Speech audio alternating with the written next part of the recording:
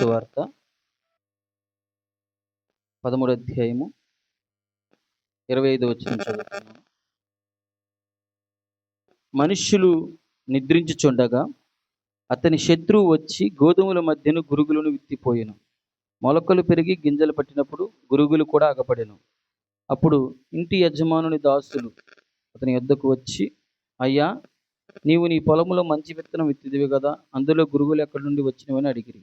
ఇది శత్రువు చేసిన పని అని అతడు వారితో చెప్పగా, ఆ దాసులు, మేము వెళ్ళి వాటిని పెరికి కూర్చుట నీకు ఇష్టమా అని అతన్ని అడిగిరి. అందుకు అతడు, వద్దు, గురుగులను పెరుగుచుండగా వాటితో కూడా ఒకవేళ గోధుమలను పెళ్ళగింతురు. కోతకాలం వరకు రెండింటినీ కలిసి ఎదగనీయుడి. కోతకాలమందు గురుగులను ముందుగా కూర్చి వాటిని కాల్చివేయుటకు కట్టెలు కట్టి గోధుమలను ఆ కొట్టులో చేర్చిపెట్టుడని కోతగాండ్రతో చెప్పుదున నేను. ప్రార్థించుకున్నాం. పరిశుద్ధుడ, మహోన్నతుడ, చదవని లేఖను దీవించి ఆశీర్వదించండి. యేసుక్రీస్తు నామములో ప్రభువా, అయ్యా, ప్రతి వాక్యం మా వెనుకల్లో ఫలించినట్లుగా ప్రభువా, 30 60 100 ప్రభువా, ఆ వాక్యం మా జీవితంలో ఫలభరితంగా మార్చినట్లుగా మీ గొప్ప కృపతో మమ్మల్ని నింపండి. మీ సన్నిధి మాకు అనుగ్రహించండి. ప్రభువా, ఈ సమయంలో ఈ ఆరాధనకు వ్యతిరేకంగా పోరాడుతున్న ప్రతి చీకటి అంధకార శక్తిని బంధిస్తున్నాను తండ్రి. ఓ ప్రభువా, వాక్యం వినిచిన ప్రతి ఒక్కరిపైన మీ హస్తం ఉంచండి. లైవ్లో ఉన్న వారిని కూడా జ్ఞాపకం చేసుకోండి ప్రభా. ప్రతి ఒక్కరిపైన మీ హస్తం ఉంచమని ప్రభా, ఎటువంటి అయా ప్రభా వ్యతిరేక ఆత్మల్ని పని చేయకుండా ప్రభు అయిన యేసుక్రీస్తు నామములో పాతాళంలో బంధించి లయపరచండి. మీరే కృప చూపమని ఇక్కడ ఉన్న మా అందరినీ మీకు స్వాధీనపరుచుకొని మీరే మా ద్వారా మహిమ పొందమని ప్రభు అయిన యేసుక్రీస్తు నామములో ప్రార్థించుచున్నాము. ఆమేన్. హల్లెలూయా. దయచేసి అందరం కూర్చున్న ఈ సమయంలో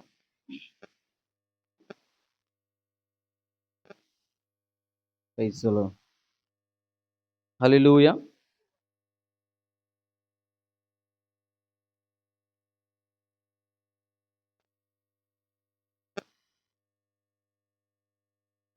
ప్రైజ్ ది లార్డ్. హల్లెలూయా. మరి సమయంలో కూడి వచ్చిన సహోదరి సహోదరులకు, అలాగే ఈ దినం మనకు కృప అనుగ్రహించిన ఆ గొప్ప దేవునికి, ప్రభు అయిన యేసుక్రీస్తుకి మహిమ ఘనత ప్రభావాలు కలుగును గాక. హల్లెలూయా. మరి పోయిన వారం మనం కొన్ని విషయాలు చూసామండి. మరి మనుష్యులు నిద్రించుచుండగా అతని శత్రువు వచ్చి గోధుమల మధ్య గురుగులను విత్తిపోయిను అని మనం చదువుతున్నాం. మరి గోధుమ ఏంటో మనం చూసాము, మరి గురుగు ఏంటో కూడా మనం విన్నాం. హల్లెలూయా. గోధుమ అనగా వాక్యమై ఉన్నది, గురుగనగా వాక్యమే ఉన్నది. హల్లెలూయా. అయితే అది ఎటువంటి వాక్యం అంటే భేదమైన వాక్యము. భేదమైన వాక్యము. హల్లెలూయా. భేదమైన వాక్యం అంటే అది ఎలాంటిదంటే ఆ వాక్యములాగే ఉన్నది, కానీ ఆ వాక్యము కాదు. ఎందుకనగా దేవుని వాక్యం ఏమైనదంటే విత్తనమై ఉన్నది. దేవుని వాక్యము విత్తనమై ఉన్నది. మరియు అది కూడా ఏమై ఉన్నదంటే అది విత్తనమయ్యే ఉన్నది.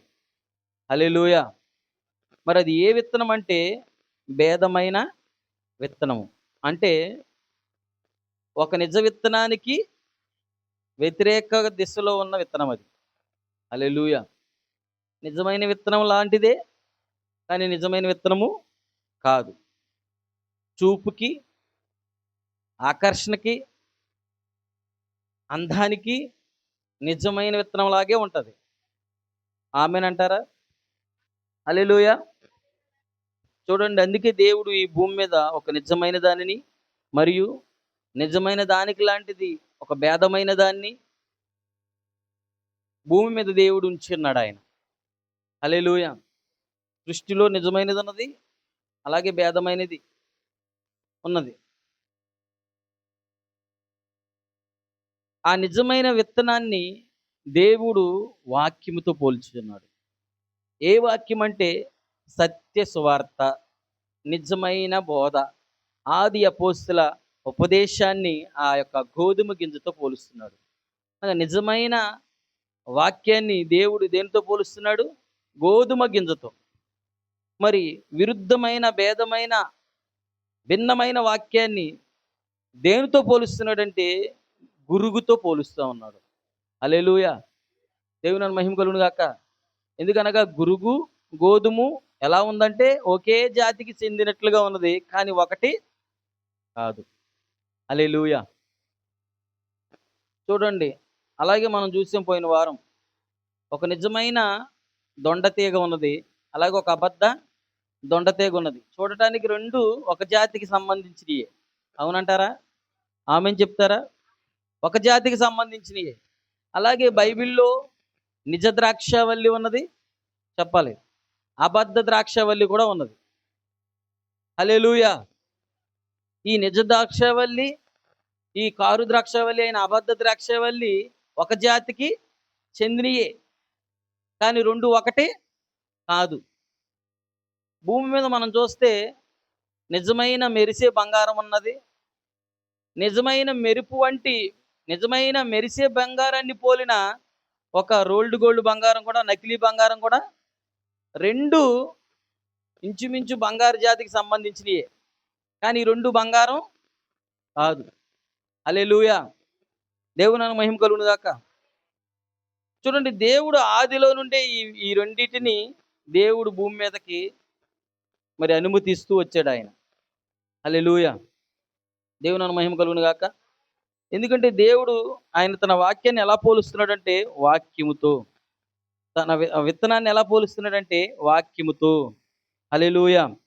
దేవుని మహిమ కలుగును గాక. చూడండి, కొన్ని విషయాలు నేను చదువుతున్నాను. మరి మీరు కూడా నాతో పాటు చదవాలని ప్రిపేర్ మనవి చేస్తున్నాను. ఒకవేళ మీ దగ్గర ఉంటే చూడండి.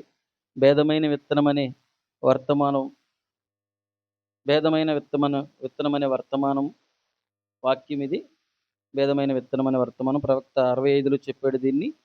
చూడండి, 32వ వచనం నేను చదువుతున్నాను. 32 విషయం. మరి ఇది మెసేజ్ హబ్‌లో లేదు గానీ కొత్త వేరే మెసేజ్ దాంట్లో ఉంది. మేఘం మెసేజ్ హబ్‌లో ఉన్నది. మామూలుగా బ్లాక్ మెసేజ్ హబ్‌లో లేదు ఇది. మీరు చూడండి దాన్ని. 32 పేరాలో ఉన్నది. ఇప్పుడు మనము జాగ్రత్తగా గమనిస్తే ఏదోను తోటలో దేవుడు తన విత్తనము విత్తినప్పుడు అది హేబేలును ఉత్పత్తి చేసెను. కానీ సాతానుడు విరుద్ధమైన విత్తనమును చల్లినప్పుడు కయ్యూనును అది పుట్టించెను. ఒకటి నీతిమంతునికి జన్మించెను, మరొకటి అనీతిమంతుని పుట్టించెను. ఏలయనగా అవ్వ దేవుని వాక్యమునకు విరుద్ధమైన మాటను విని లోబడినందున పాపము ప్రవేశించి అప్పటి నుండి ఆ పాపము బంతివలె పొర్లుచు నేటి వరకు వచ్చుచున్నది. హల్లెలూయా. దేవుడు ఎప్పుడు అనుమతించాడంటే దీన్ని? ఏదోను తోటలో ప్రారంభమైంది అది. హల్లెలూయా. ఏదోను తోట ఎక్కడున్నది? ఆది కాండంలో ఉన్నది. హల్లెలూయా. ఆది కాండములో అనగా ఆదిలోనే, ఆది అంటే అన్నిటికీ ప్రారంభం. ఆదిలోనే ఈ నిజ ద్రాక్షవల్లి పుట్టుక, అలాగే ఈ కారు ద్రాక్షవల్లి పుట్టుక, నిజమైన దేవుని రాజ్య సంబంధులైన విత్తనము, సాతాను సంబంధించిన విత్తనము ఆది కాండములోనే ఏదోనులోనే రూపుదిద్దుకోవడం జరిగింది. హల్లెలూయా. దేవుని మహిమ కలుగును గాక. అందుకని ఈ కాలాన్ని పంపించిన ప్రవక్త ఏమంటున్నాడంటే, దేవుడు తన వాక్యాన్ని ఇచ్చినప్పుడు ఆ వాక్యము ఎలాగున్నదంటే, ఆ వాక్యము, ఆ దేవుని మాట, ఆ వాక్యమే దేవుని యొక్క మాట. ఆ మాట ఎలా ఉందంటే ఒక విత్తనంలా ఉంది. హల్లెలూయా. ఇప్పుడు ఆ మాట ఎక్కడికి వెళ్ళాలంటే, ఆ విత్తనం ఎక్కడికి వెళ్ళాలంటే పొలంలోకి వెళ్ళాల. అంటే భూమిలోకి. విత్తనము, నీ దగ్గర విత్తనాలు ఉన్నాయి. ఏ విత్తనమైనా ఉండొచ్చు. హల్లెలూయా. అది జామకాయ విత్తనం అవ్వచ్చు, మామిడికాయ విత్తనం అవ్వచ్చు, వరి విత్తనం అవ్వచ్చు, గోధుమ విత్తనం అవ్వచ్చు, ఏ విత్తనమైనా అవ్వచ్చు. నీ దగ్గరున్న విత్తనాన్ని నీ దగ్గర పెట్టుకుంటే అది ఫలిస్తదా? అది ఫలించదు. నీ దగ్గరున్న విత్తనం నీ చేతిలో పెట్టుకున్నా, నువ్వు ఎక్కడ దాచిపెట్టినా ఏమీ ప్రయోజనం ఉండదది. విత్తనం ఎక్కడ పెట్టబడాలి? మట్టిలో పెట్టబడాల, భూమిలో పెట్టబడాల, నేలలో పెట్టబడాల. హల్లెలూయా. దేవుని మహిమ కలుగును గాక. మరి నిజంగా ఈరోజు ఆ విత్తనము మరి ఏంటి అంటే దేవుని యొక్క వాక్యము. దేవుని యొక్క మాట. హల్లెలూయా. ఈరోజు ఆ నేల అనేది ఏమిటంటే, ఆ మట్టి అనేది ఏంటంటే అవ్వ యొక్క గర్భము. దేవుని నామ మహిమ కలుగును గాక. ఇంకా చెప్పాలంటే సైన్స్ ఏం చెప్తుందంటే, స్త్రీ యొక్క గర్భము దున్నబడిన భూమి వంటిదంట. ఎలాంటిదంట? దున్నబడిన భూమి. ఇప్పుడు ఆమెకి ఎటువంటి విత్తనము లేదు ఆమె యొద్ద. ఆమె యొద్ద కేవలం ఉన్నది భూమి మాత్రమే. ఆమె విత్తనాన్ని ఉత్పత్తి చేసే వ్యక్తి కాదు. ఆమె ఎవరంటే కేవలం విత్తనాన్ని స్వీకరించుకునే వ్యక్తి. విత్తనాన్ని పొందుకునే వ్యక్తి. విత్తనాన్ని ఫలభరితం చేసే వ్యక్తి. హల్లెలూయా. దేవుని మహిమ కలుగును గాక. మరి విత్తనం ఎక్కడి నుండి రావాలి అంటే, విత్తనం పురుషుని యొద్ద నుండి రావాలి. విత్తనం పురుషుని యొద్ద నుండి వచ్చి స్త్రీ గర్భం అనే భూమిలో ఆ విత్తనం పెట్టబడాలి. అప్పుడు ఆ విత్తనం ఏమవుతుందంటే ఫలదీకరణ చెంది అది ఫలించి అదేమవుతుందంటే తిరిగి ఏ విత్తనం అయితే ఆమె గర్భంలోకి వెళ్ళిందో అదే విత్తనం తిరిగి బయటకు ఫలించుకుంటూ అది బయటకు వస్తుంది. హల్లెలూయా.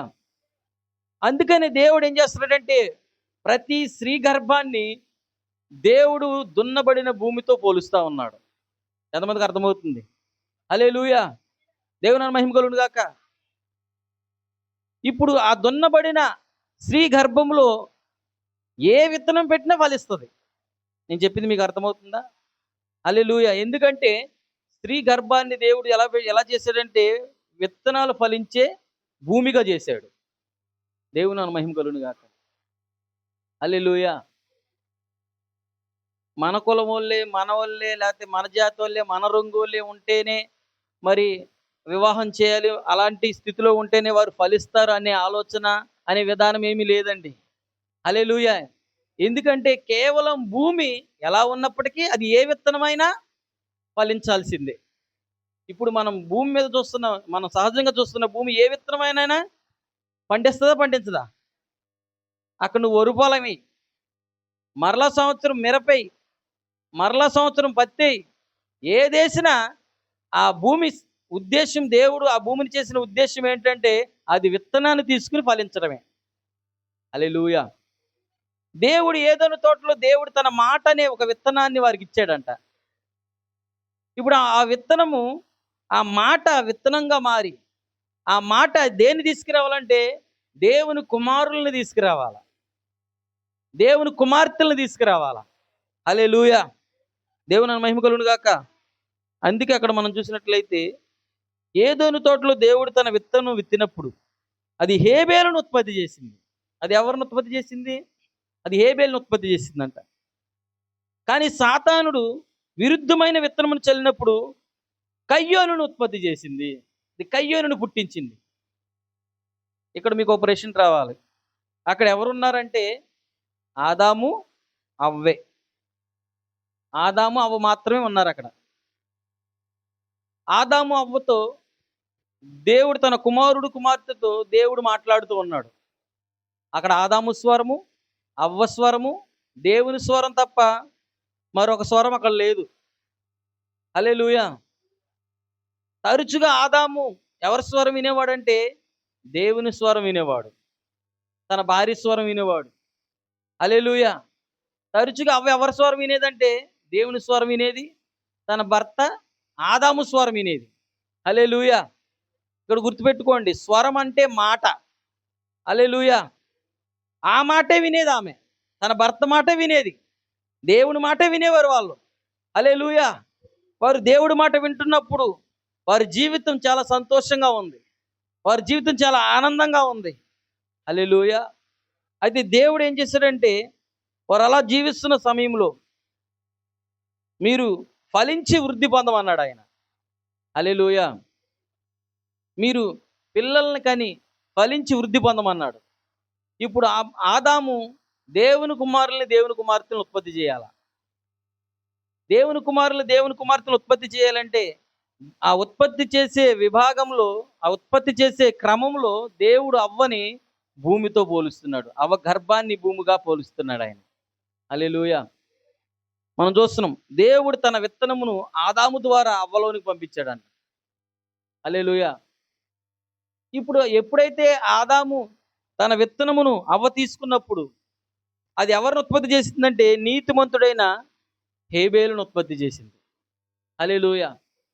తర్వాత సాతాను కూడా ఏం చేసిందంటే ఇప్పుడు అవ్వ దేవుని స్వరము తన భర్త స్వరమే వింటుంది. కానీ మీకు చూసినట్లయితే బైబిల్ సెలవిస్తా ఉంది. ఇప్పుడు మరొక స్వరం అవ్వ వింటుంది. ఇది నిజమా అనే ఒక స్వరం వచ్చింది అక్కడికి. హల్లెలూయా. ఇది నిజమేనా, ఇది కరెక్టేనా అనే స్వరం వచ్చింది. దేవుని మహిమ కలుగును గాక. దేన్ని కరెక్ట్ అంటుంది, ఇది నిజమేనా, దేన్ని నిజమంటుంది?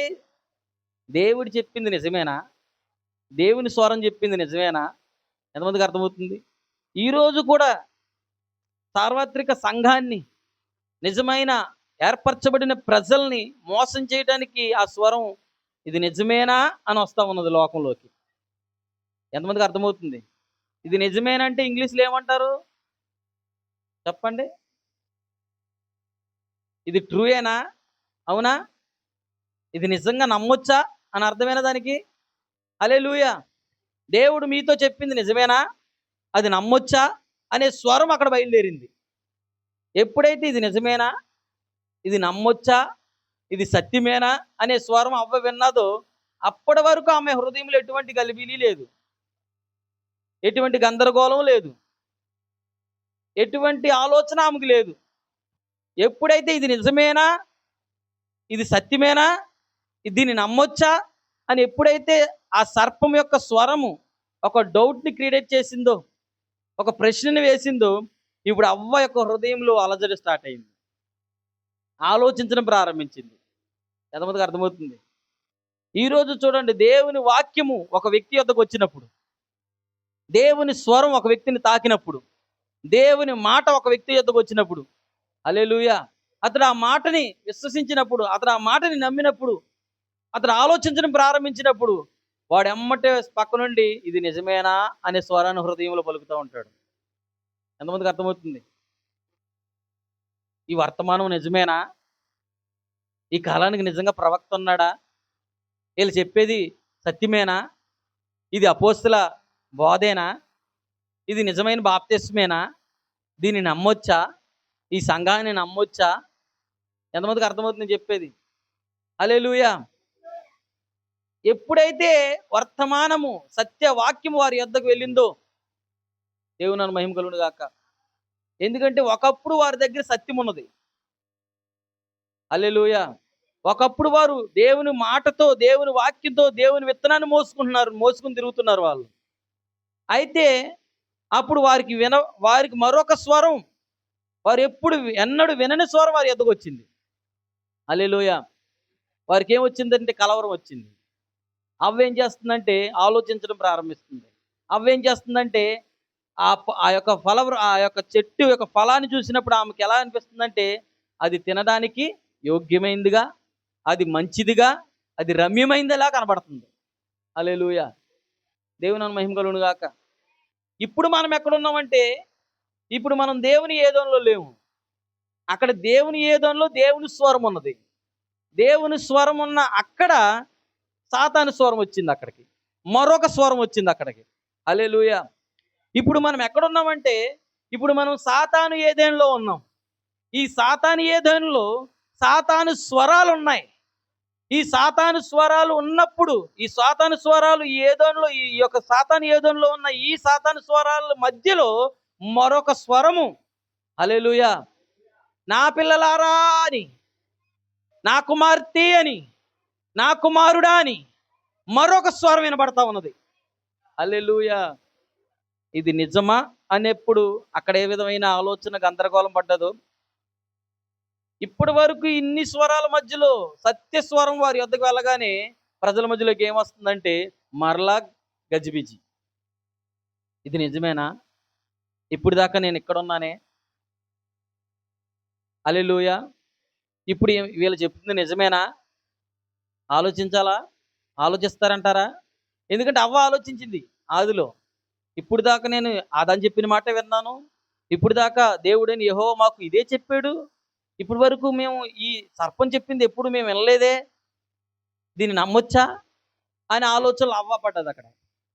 ఇప్పుడు కూడా ఈ స్వరాల మధ్యలో ఒక సత్య సువార్త వారి యొద్దకు వెళ్ళినప్పుడు, నా ప్రజలారా దాని పాపములు విడిచి, ఆ బబులోన్ని, ఆ గందరగోళమును విడిచి బయటికి రండి అని ఒక స్వరం వస్తున్నప్పుడు, సత్యం వైపు తిరగమని, వాక్యం వైపు తిరగమని ఒక స్వరం వస్తున్నప్పుడు, నిజమైన దేవుని కుమారుడిగా కుమార్తెగా బ్రతకమని, క్రైస్తవుడు జీవించవలసిన జీవితాన్ని జీవించమని ఒక స్వరం వస్తున్నప్పుడు, ఇప్పుడు కూడా దేవుని ప్రజల మధ్యలో, దేవుని కుమారులు కుమార్తెల హృదయంలో దీన్ని నమ్మొచ్చా? మీరు చెప్పేది సత్యమేనా? ఇది నిజమేనా? ఎంతమందికి అర్థమవుతుంది సార్? హల్లెలూయా! దేవుని మహిమ కలుగును గాక. అక్కడ ఏం జరిగిందంటే, ఎప్పుడైతే ఆమె ఆ సర్పం యొక్క స్వరాన్ని, ఆ మాటని విన్నదో, ఇక్కడ మీరు చూడండి, దేవుని మాట వారికి విత్తనమై ఉన్నది. మరి సర్పపు మాట, దేవుని మాట ఒక విత్తనమై ఉన్నప్పుడు, మరి సర్పపు మాట కూడా ఏమై ఉన్నది? అది కూడా విత్తనమే. హల్లెలూయా! అయితే దేవుని మాట గోధుమ విత్తనం అయితే, దేవుని మాట వరి విత్తనం వంటిదైతే, సాతాను మాట, సర్పం మాట గురుగు విత్తనం వంటిది. సర్పం మాట ఎలాంటిది? కోనంగి విత్తనం లాంటిది. ఎంతమందికి అర్థమవుతుంది? వరి విత్తనము, వరి మొక్క, కోనంగి విత్తనం, కోనంగి మొక్క ఎలా ఉంటాయి చూడడానికి? ఒకేలా ఉంటాయా? అలాగే ఇప్పుడు దేవుని మాట తీసుకుని నీతిమంతుడైన హేబేలు అపగర్భంలోకి వెళ్ళాడు. సర్పపు మాట తీసుకుని కయ్యోను, అనీతిమంతుడైన కయ్యోను, మృగ స్వభావం కలిగిన కయ్యోను, ఈ 2 విత్తనాలు ఎక్కడున్నాయి? ఒక్క గర్భంలోనే, ఒక పొలంలోనే కోనంగి మొక్క ఉంది, వరి మొక్క ఉంది, గురుగు ఉంది, గోధుమ ఉంది. ఒక మందలోనే మేక ఉన్నది, గొర్రె కూడా ఉన్నదంటారా?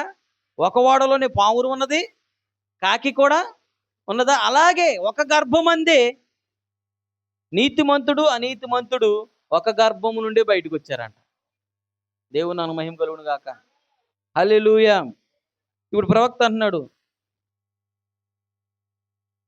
అవ్వ దేవుని వాక్యమునకు విరుద్ధమైన మాటను విని లోబడినందున పాపము ప్రవేశించి, అప్పటి నుండి ఆ పాపం బంతి వలె పొర్లుచు నేటి వరకు వస్తుందంట. ఎప్పటి నుంచి పొర్లుతుంది అది? అప్పటి నుండి స్టార్ట్ అయింది. హల్లెలూయా! ఎప్పటి నుండి? దేవుని మాట విని నీతిమంతుడు, సర్పపు మాట విని దేవుని వాక్యం తప్పించి, దేవుని వాక్యం చెప్పినట్టు చేయకుండా దేవుని వాక్యాన్ని తప్పించి, దేవుని వాక్యం చెప్పంది చేసినందుకు మరొకడు పుట్టాడంట. చెప్పింది మీకు అర్థమవుతుందా? దేవుని వాక్యం వినడం చేత ఒకడు జన్మించాడు. సర్పపు వాక్యం వినడం చేత మరొకడు జన్మించాడు. దేవుని వాక్యం చేత జన్మించిన వాడు హేబేలైతే, సర్పపు మాట విని, సర్పపు వాక్యం విని జన్మించిన వాడు కయ్యను. ఈ 2 అవ్వ గర్భంలో నుండి బయటకు వచ్చాయి. హల్లెలూయా! అప్పటి నుండి బంతి వలె పాపము పొర్లుకుంటూ నేటి వరకు సాగుతూ ఉన్నది, నేటి వరకు వచ్చుచూ ఉన్నది. హల్లెలూయా! దేవుని నామమున మహిమ కలుగును గాక. మరి మనం వాటిని వేరు చేయలేము. దూతలు వచ్చి వాటిని వర్ణించును. దేవుడు వర్గీకరించును. దేవుడు తన పిల్లలను తన రాజ్యములను తీసుకుని పోవును, మరియు గురుగులను కాల్చబడును. ఈ 2 ద్రాక్ష తీగలను జాగ్రత్తగా గమనించండి. ఇప్పుడు గమనించమంటున్నాడు. ఈ 2 ద్రాక్ష తీగలను జాగ్రత్తగా గమనించండి. ఇవి ఎప్పుడు ప్రారంభించబడ్డాయంటే, ఏదెనులో, ఆదిలో దేవుని వాక్యమునకు బదులుగా ఆమె మరొక వాక్యమును, మరొక మాటను, మరొక సిద్ధాంతాన్ని ఆమె వినటం చేత ఆమె మరొక ద్రాక్షవల్లికి ఉత్పత్తి ఇవ్వడానికి కారకురాలయ్యింది. హల్లెలూయా! దేవుని మహిమ కలుగును గాక. ఇక్కడ చూడండి, వారి బీజములు ఒక చోటే కలిసి మెలిసి పెరిగినట్టుగా మత్తయి 13వ అధ్యాయంలో కూడా దేవుడు చెప్పినట్టు ఈ రాత్రి చూడండి, మన ధ్యానాంశమును బట్టి గమనించండి. రెండింటిని కలిసి ఎదగనీయుడి. కనుక కయ్యోను నోదు దేశంలోకి వెళ్ళి అతను ఒక భార్యను కనుగొని వివాహమాడెను. హేబేలు చంపబడును. అతని స్థానములో దేవుడు సేతును పుట్టించును. మంచి చెడుల తరములు కదుట ప్రారంభమైనది. ఇప్పుడు గమనించండి, వారు సమకూడరు. వారిలో ప్రతి ఒక్కరు ప్రతి కాలంలో ఇరువురు కలిసే ఎదిగారు. ఆ దుర్బీజులు ఎంత దుష్టులయ్యారు! తుదకు దేవుడు వారిని నాశనము చేయవలసి వచ్చెను. దేవుని మహిమ కలుగును గాక. ఇప్పుడు ఎప్పుడైతే ఈ 2 విత్తనాలు ఫలించాయి, ఈ 2 విత్తనముల చేత కయ్యోను బయటకు వచ్చాడు, హేబేలు బయటకు వచ్చాడు, నీతిమంతుడు బయటకు వచ్చాడు, అనీతిమంతుడు బయటకు వచ్చాడు. హల్లెలూయా. నిజ ద్రాక్షవల్లి బయటకు వచ్చింది, కారు ద్రాక్షవల్లి బయటకు వచ్చింది. ఇవి రెండు దేవుణ్ణి ఆరాధిస్తూ ఉన్నాయి, ఇవి రెండు దేవుణ్ణి స్తుతిస్తూ ఉన్నాయి. హల్లెలూయా. దేవుని నామమున మహిమ కలుగును గాక. రెండిటి ఆరాధన ఒకేలా ఉంది. హల్లెలూయా. ఇద్దరు చేసేది ఒకే దేవుడికే, ఇద్దరు ప్రార్థించే విధానం ఒకటే. హల్లెలూయా. కానీ వారు తీసుకొచ్చిన అర్పణలు వేరు. హల్లెలూయా. హేబేలు తన మందలో ఒక మంచి బలమైన పిల్లను తీసుకొచ్చి దేవుడికి అర్పిస్తున్నాడు. కయ్యోను తన పొలంలోంచి ధాన్యాన్ని తీసుకొచ్చి అర్పిస్తున్నాడు. హల్లెలూయా. దేవుని మహిమ కలుగును గాక. అది దేనికి సాదృశ్యంగా ఉన్నదంటే ప్రత్యక్షతకి. కయ్యోను కంటే హేబేలు ప్రత్యక్షత, కయ్యోను ప్రత్యక్షత వేరు వేరై ఉన్నది. హల్లెలూయా. నా దేవుడికి నేను అర్పణ అర్పించాలి, నా దేవునికి నేను బలిపీఠం కట్టాలని కయ్యోను బలిపీఠం దేవుని యొక్క అర్పణల చేత, ఆ యొక్క ఫలవృక్షముల చేత, ధాన్యముల చేత నింపబడి ఉన్నది. అది ఆకర్షణీయంగా ఉన్నది. హల్లెలూయా. అలాగే హేబేలు బలిపీఠం కూడా ఎలా ఉన్నదంటే అది కూడా కయ్యోను బలిపీఠం లాగే ఉన్నది, కానీ అది ఆకర్షణీయంగా లేదు, కానీ అది రక్త చిత్తమై ఉన్నది. అది ఆ గొర్రెపిల్ల రక్తం వధించబడిన రక్తము చింది ఆ బలిపీఠం అంతా రక్తమయమైపోయి ఉన్నది. అది హల్లెలూయా. చూడండి, ఈ రెండు బీజములు, ఈ రెండు విత్తనములు కలిసే ఎదుగుతున్నాయి. హల్లెలూయా. దేవుని మహిమ కలుగును గాక. చూస్తున్నాం. అయితే తుదకు ఈ భేదమైన విత్తనము దేవుని విత్తనము, ఈ రెండు బీజములు వాటి నిజస్వరూపమును పొందవలసిన సమయం వచ్చెను. కనుక భేదమైన విత్తనము యూదా ఇస్కరియోతుగాను, దేవుని విత్తనము యేసుక్రీస్తుగాను రూపుదిద్దుకొనెను. అయితే యేసు దేవుని బీజమైనను, ఆయన దేవుని యొక్క సృష్టి ఆరంభమైనను, అందువలన ఆయన దేవుని కంటే ఎంత మాత్రము తక్కువవాడు కాడు. మరియు యూదా ఇస్కరియోతు నాశన పుత్రుడిగా జన్మించెను. అతడు పాతాళం నుండి వచ్చెను, తిరిగి అతడు పాతాళంలోకే వెళ్ళెను. యేసుక్రీస్తు దేవుని కుమారుడై ఉండి ప్రత్యక్షపరచబడిన దేవుని వాక్యమే యుండెను. యూదా ఇస్కరియోతు భేదమైన విత్తనమును బట్టి అతడు అపవాది సంతానమై మోసము చేయుటకు లోకములోనికి వచ్చును. ఆదిలోనున్న తన తండ్రి అయిన కయ్యోని వలె అతడు ఉండెను. హల్లెలూయా. దేవుని మహిమ కలుగును గాక. ఇప్పుడు ఏం జరిగిందో చూడండి. ఈ విత్తనము హేబేలు నుంచి ప్రారంభమై, కయ్యోను నుండి ప్రారంభమై ఇది రూపుదిద్దుకున్నదంట. ఎక్కడ రూపుదిద్దుకున్నది ఇది? ఎంతమందికి అర్థమవుతుంది? నిజ విత్తనము, అబద్ధ విత్తనము, నిజ ద్రాక్షవల్లి, కారు ద్రాక్షవల్లి కాల క్రమేణా యుగములు గుండా పయనించుకుంటూ వచ్చి అది ఎక్కడ రూపుదిద్దుకుందంటే అది యేసుక్రీస్తులో నిజ విత్తనము రూపుదిద్దుకుందంట. ఇస్కరియోతు యూదాలో అబద్ధపు విత్తనం రూపుదిద్దుకుందంట. హల్లెలూయా.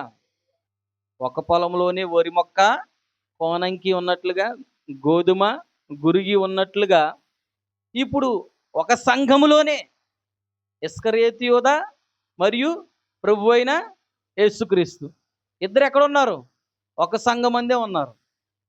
కానీ బైబిల్ ఏం సెలవిస్తుందంటే ప్రభు అయిన యేసుక్రీస్తు ఎవరంటే దేవుని యొక్క విత్తనము, దేవుని యొక్క మాట అయి ఉన్నది, దేవుని యొక్క వాక్యమై ఉన్నాడు. హల్లెలూయా. ఇంకా చెప్పాలంటే ఆయనే వాక్యమై ఉన్నాడు. హల్లెలూయా. ఇప్పుడు ఇస్కరియోతు యూదా ఎవరంటే నాశన పుత్రుడు. హల్లెలూయా. దేవుని మహిమ కలుగును గాక. మనకు తెలుసు ఏం జరిగింది అక్కడ.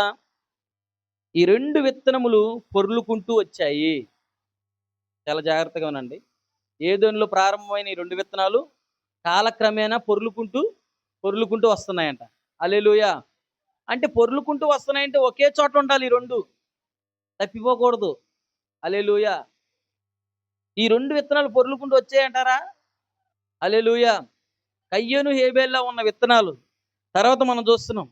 ఆ విత్తనాలు ఎలా మారాయంటే మనం చూసినట్లయితే అబ్రహాము లోతులా మారాయి. ఎంతమందికి అర్థమవుతుంది? హల్లెలూయా. ఆ విత్తనాలు ఇస్సాకు ఇస్మాయేల్లా మారాయి. ఇస్మాయేల్ ఎవరు? భేదమైన విత్తనం. ఇస్సాకు ఎవరు? నిజమైన విత్తనం. అబ్రహాం ఎవరు?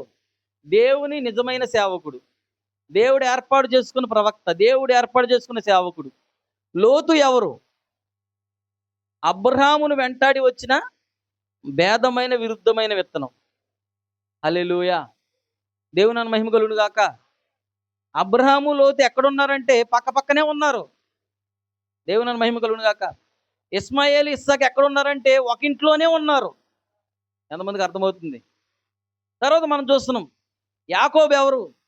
దేవుని యొక్క నిజమైన విత్తనం. ఏశావు ఎవరు? భేదమైన విత్తనం. ఏశావు, యాకోబు ఎక్కడున్నారంటే ఒక గర్భంలో నుండే ఒక ఇంటిలోనే ఉన్నారు. పొర్లుకుంటూ రావటం ఏంటో చెప్తున్నాను మీకు. హల్లెలూయా! దేవుని మహిమ కలుగును గాక. ఆ విత్తనం అలా కాలక్రమేణా పొర్లుకుంటూ అది ఎక్కడి వరకు వచ్చిందంటే, ఇదిగో మనము జీవిస్తున్న ఈ చివరి కాలంలో అంతమయ్యే కాలమందు, ఈ యుగాంతమందు లేక ఈ కోత కాలం వరకు ఆ విత్తనాలు దొర్లుకుంటూ వస్తున్నాయి. దేవుని మహిమ కలుగును గాక. హల్లెలూయా! ఆ విత్తనాలు అలా రూపుదిద్దుకుంటూ, ఎందుకంటే ఒక నిజమైన విత్తనం భూమి మీదకి రావాలా. ఆ నిజమైన విత్తనం భూమి మీదకి వచ్చేంత వరకు సాధనాలు ముందొచ్చాయి. ఎంతమందికి అర్థమవుతుంది? సాధనాలు వచ్చాయా? హల్లెలూయా! సాధనాలు ఉన్నాయా? మీరు చూడండి, ఈరోజు అది లేదు మన దగ్గర, చెట్లు లేవు చూపించడానికి. హల్లెలూయా! ఒక దొండ తీగ చూడండి. ఇప్పుడు ఆ దొండ తీగ ఆ విత్తనం భూమిలో పడ్డది. నిజమైన దొండ విత్తనం భూమిలో పడ్డది. అది ఎలా ఉంటదంటే, ఆ దొండకాయ భూమిలో పడినప్పుడు ఆ దొండకాయలో నుంచి ఆ భూమిలోకి వెళ్ళిపోయి ఆ కాయ విత్తనం భూమిలోకి వెళ్ళి అది ఫలించి మొక్కగా మారి ఏమవుతుందంటే, తిరిగి అది విత్తనంలా మారాలంటే, తిరిగి అది మరలా కాయలా మారాలి అంటే, హల్లెలూయా! ఆ కాయ ఆ కాయలాగా అది మారడానికి దానికి కొన్ని సాధనాలు కావాల. ఎంతమందికి అర్థమవుతుంది? ఆ కాయ జీవాన్ని మోసుకురావడానికి దానికి కొన్ని సాధనం కావాలి. ఆ సాధనం ఏంటంటే, ఆ యొక్క పాదుకున్న ఆ యొక్క చెట్టుకున్న ఏరు అది ఉంటది కదా! ఏమంటారు దాన్ని? కాడ. పాదు ఉంటది కదా! ఆ పాదుకి ఎలా ఉంటది? కాడలుగా ఉంటదా? ఎంతమందికి అర్థమవుతుంది? గునుపులుగా ఉంటది కదా! హల్లెలూయా! దేవుని మహిమ కలుగును గాక. అవన్నీ ఏంటో తెలుసా? ఆ గునుపుల్లో నుంచి మరొక తీగొస్తది. ఆ తీగ నుంచి మరొక తీగొస్తది. ఇవన్నీ దేన్ని తీసుకొస్తున్నాయి? ఈ తీగలన్నీ, ఈ గునుపులు, ఈ తీగలు దేన్ని తీసుకొస్తున్నాయంటే, ఏదైతే భూమిలో పడిపోయిందో దొండకాయ, ఆ దొండకాయని తిరిగి చూపించడానికి. హల్లెలూయా! ఎంతమందికి అర్థమవుతుంది చెప్పేది? చూపించటానికి, అనగా ఆ దొండకాయని మోసుకురావడానికి, ఆ జీవాన్ని, ఆ విత్తనాన్ని మోసుకురావడానికి దేవుడు పెట్టిన సాధనం అది. హల్లెలూయా! ఆ గునుపు విత్తనం కాదు. కానీ ఆ గునుపులో విత్తనం శక్తి ఉంది. ఎంతమందికి అర్థమవుతుంది? ఆ గునుపు దగ్గర మొలిచిన ఒక తీగ విత్తనం కాదు. కానీ ఆ తీగలో విత్తనం ఇచ్చే శక్తి ఉంది. ఉందంటారా? ఆ తీగలో విత్తనం ఉందా? హల్లెలూయా! దేవుని మహిమ కలుగును గాక. ఆ తీగలో విత్తనం ఉన్నది. ఇప్పుడు అది ఏమవుతుందంటే, ఆ గునుపులో నుండి, తీగలో నుండి అది ఎక్కడికెళ్తుందంటే, ఆ చివర ఆ తీగలో నుండి మరొక చిన్న తీగలోకి వెళ్ళి అక్కడ ఆ విత్తనము రూపుదిద్దుకోవడం ప్రారంభమవుతుంది. చాలా జాగ్రత్తగా వినండి. అది ఎక్కడి నుంచి ప్రారంభమవుతుందంటే, అక్కడ ప్రారంభమవుతుంది. అవునా కాదా? అక్కడి నుండి ఇక్కడ ఒక గునుపొస్తుంది. మరి ఇక్కడి నుంచి ఇంత లావు నుండి మరొక గునుపొస్తది. అక్కడి నుంచి ఒక కొమ్మ బయలుదేరుతది. మరలా అది ఇలా ఎదుగుతది. ఇలా ఎదిగి అది ఎక్కడ చూపిస్తదంటే, ఇక్కడికొచ్చేసరికి కింద ఏదైతే పెట్టబడిన విత్తనం ఉందో, ఆ విత్తనం ఎక్కడ కనపడుతుంది? చెప్పాలి. పైన. ఇక్కడ వేలాడుతూ ఉన్నది ఆ విత్తనం. హల్లెలూయా! ఇప్పుడు ఎవరైనా దొండకాయలు చూడండి, వెళ్లి తెంపకురండి ఎళ్ళానంటే, లేకపోతే వరి పొలాన్ని చూడండి ఎలా ఉందనంటే ఎక్కడ చూస్తారు?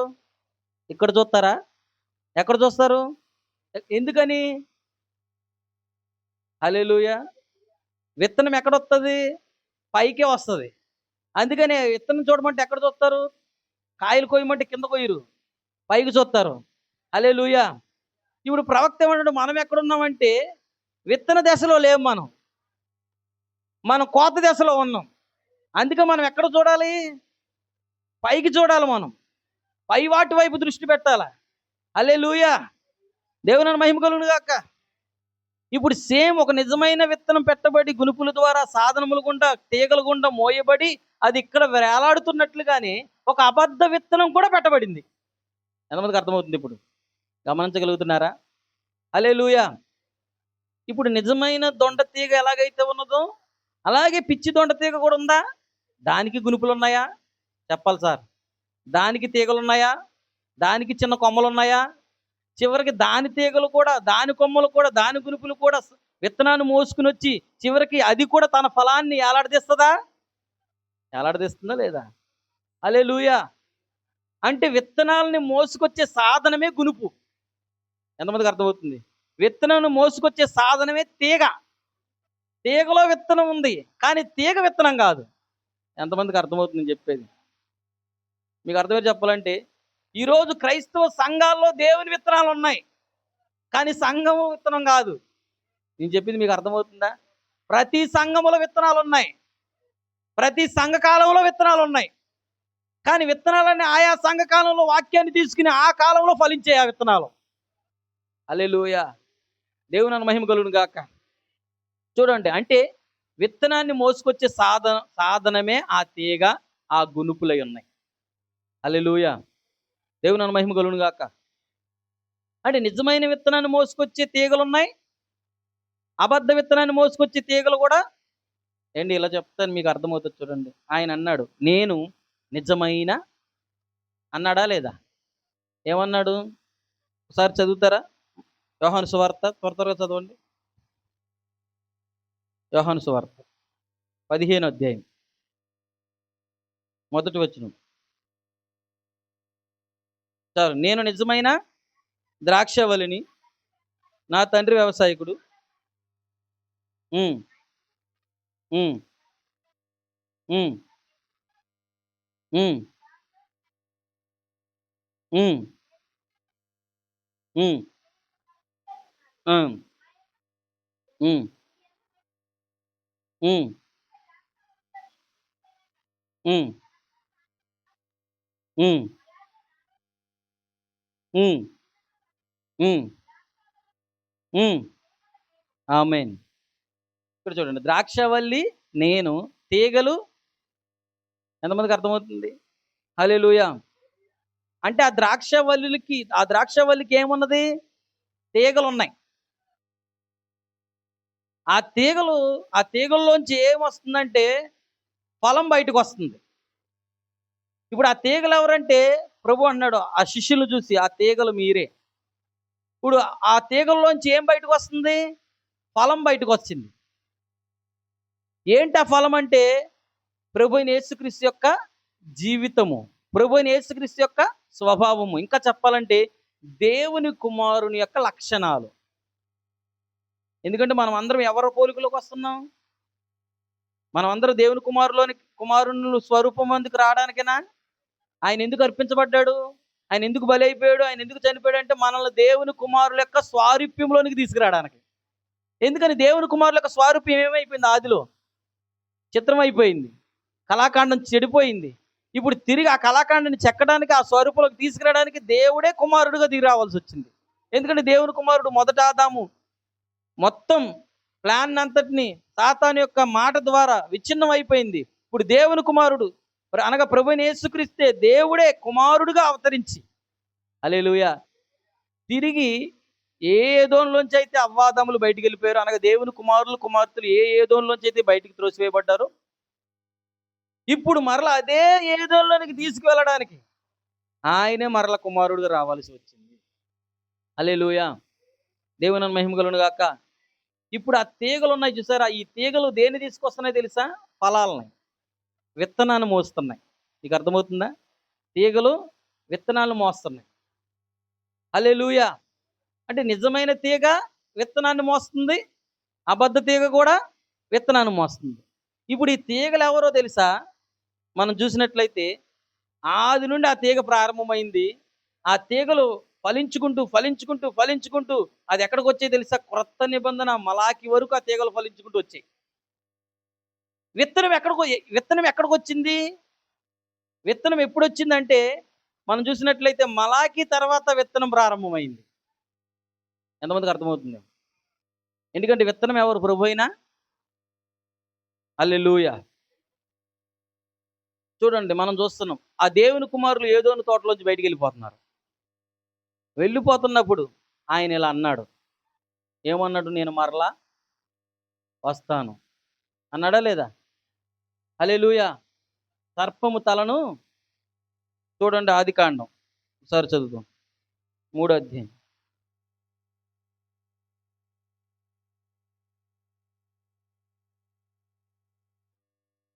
చదవండి. ఆదికాండము 3వ అధ్యాయం 16వ వచనం. ఉమ్, ఉమ్, ఉమ్, ఆ, 15 నుంచి చదవండి. మరియు ఉమ్, నీకును స్త్రీకిని నీ సంతానమునకు ఆమె సంతానమునకు ఉమ్, ఉమ్, నీవు దాన్ని మడి మీద కొట్టిదవని చెప్పాను. ఇక్కడ ఉంది, అది నిన్ను తల మీద కొట్టును. అది అనగా అక్కడ ఎవరు? ఆయన అనగా స్త్రీ సంతానములుండి ఒక ఆయన వస్తాడు. ఆయన వచ్చి ఏం చేస్తాడంటే సర్పముతో చెప్తున్నాడు, సర్పము తలని ఆయన చితక త్రొక్కుతాడు. తల మీద కొడతామంటే ఎక్కడ? ఎవరు ఎవరు తల మీద కొట్టారు? ఎక్కడ కొట్టబడింది సర్పం యొక్క తల? ఎక్కడ చితక కొట్టబడింది? కల్వరిలో. కల్వరిలో సిలువ చేత, హల్లెలూయా, సిలువ మరణము చేత, సిలువలో, కల్వరి సిలువలో సాతాను తలని శీఘ్రంగా తొక్కేశాడంట ఆయన. హల్లెలూయా. అంటే ఈ ప్రవచనం ఎక్కడిది? ఆది కాండంలో చెప్పిన ప్రవచనము ఎక్కడ జరిగింది? మత్తయి సువార్త కాడ, కొత్త నిబంధన మత్తయి కాడ మరియమ్మ గర్భం ధరించి కనబోతున్న యేసుక్రీస్తుకు సంబంధించినది ఆ వాక్యం. ఎందుకంటే ఆ యొక్క స్త్రీ సంతానం ఎవరో కాదు, ప్రభు అయినా. స్త్రీ ద్వారా పుట్టినోడు ఎవరు? ప్రభు అయినా యేసుక్రీస్తు. హల్లెలూయా.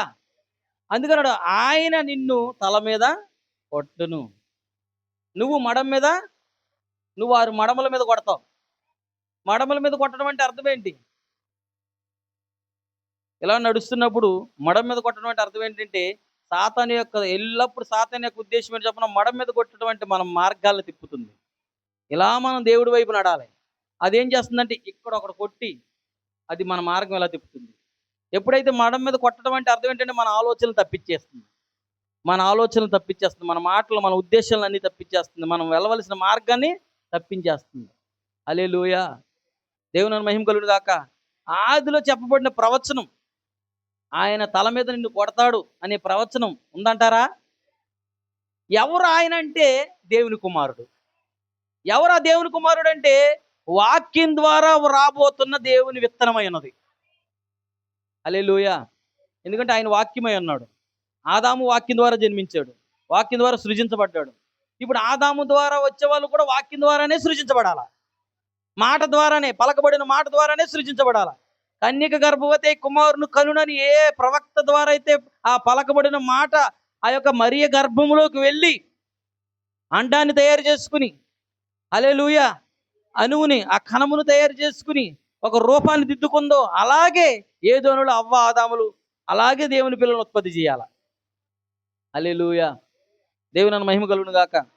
అలా వారు చేయలేకపోయారు కాబట్టి ఆయన కుమారుడుగా రావాల్సి వచ్చింది. ఇప్పుడు మీకు అర్థమవుతుందా? అంటే దేవుని కుమారుడు భూమి మీదకి రాబోతున్నాడని సంగతి సర్పానికి తెలుసు. ఇంకా చెప్పాలంటే లూసిఫర్కి, సాతానికి తెలుసు. హల్లెలూయా. ఎందుకంటే దేవుని కుమారుడు ఇప్పుడు ఎవరు? ఆయన చెప్పగానే, ఏదోని తోటలో ప్రవచనం రిలీజ్ అవ్వగానే ఇప్పుడు అవ్వేమైంది? 2 విత్తనాలు మోస్తుంది.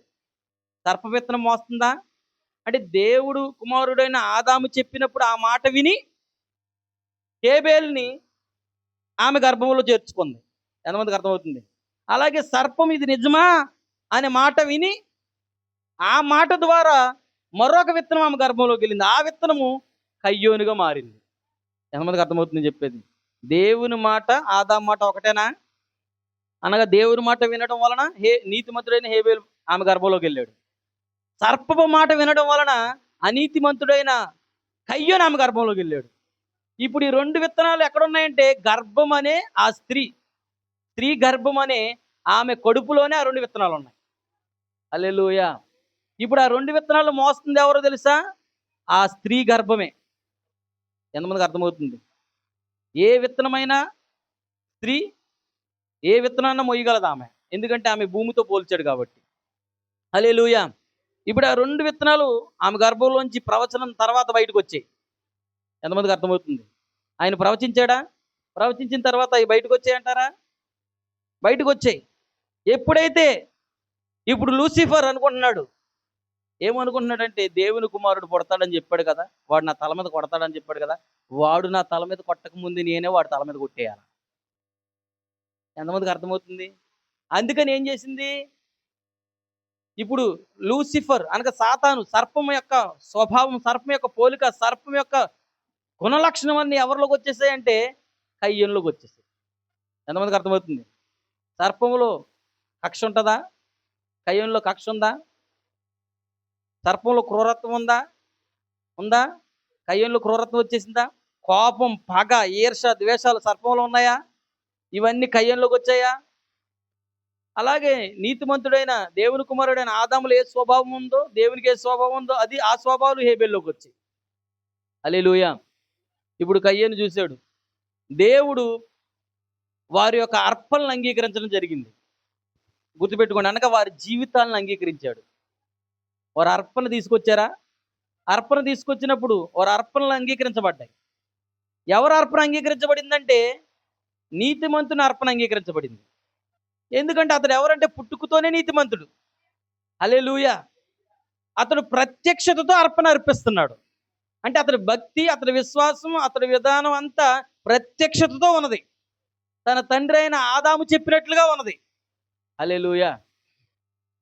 కానీ ఏబేలు ప్రత్యక్షత వేరు, ఏబేలు అర్పణ వేరు. హల్లెలూయా.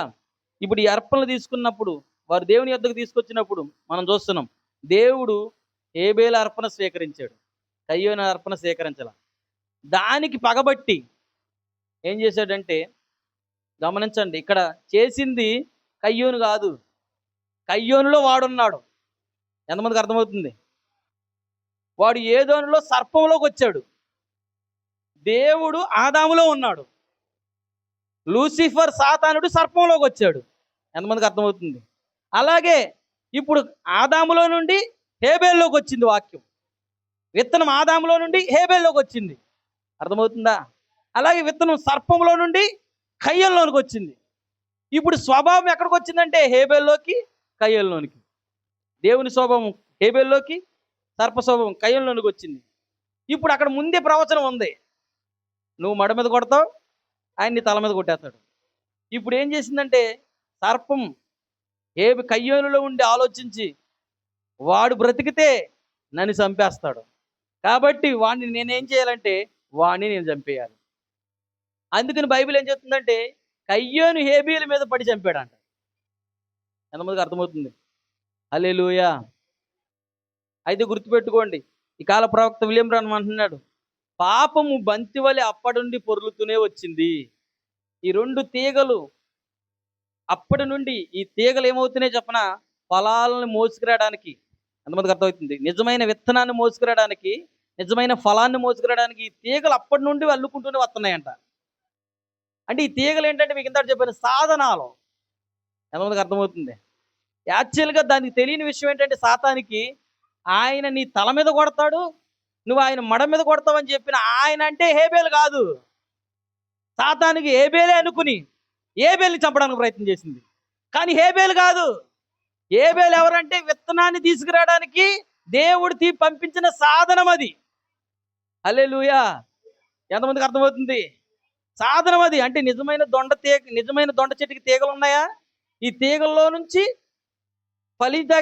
తీగల్లో నుంచి తీగలు అల్లి తీగలు ఆ తీగల్లోంచి పువ్వు వచ్చి ఆ పువ్వులో నుంచి కాయ వస్తుంది.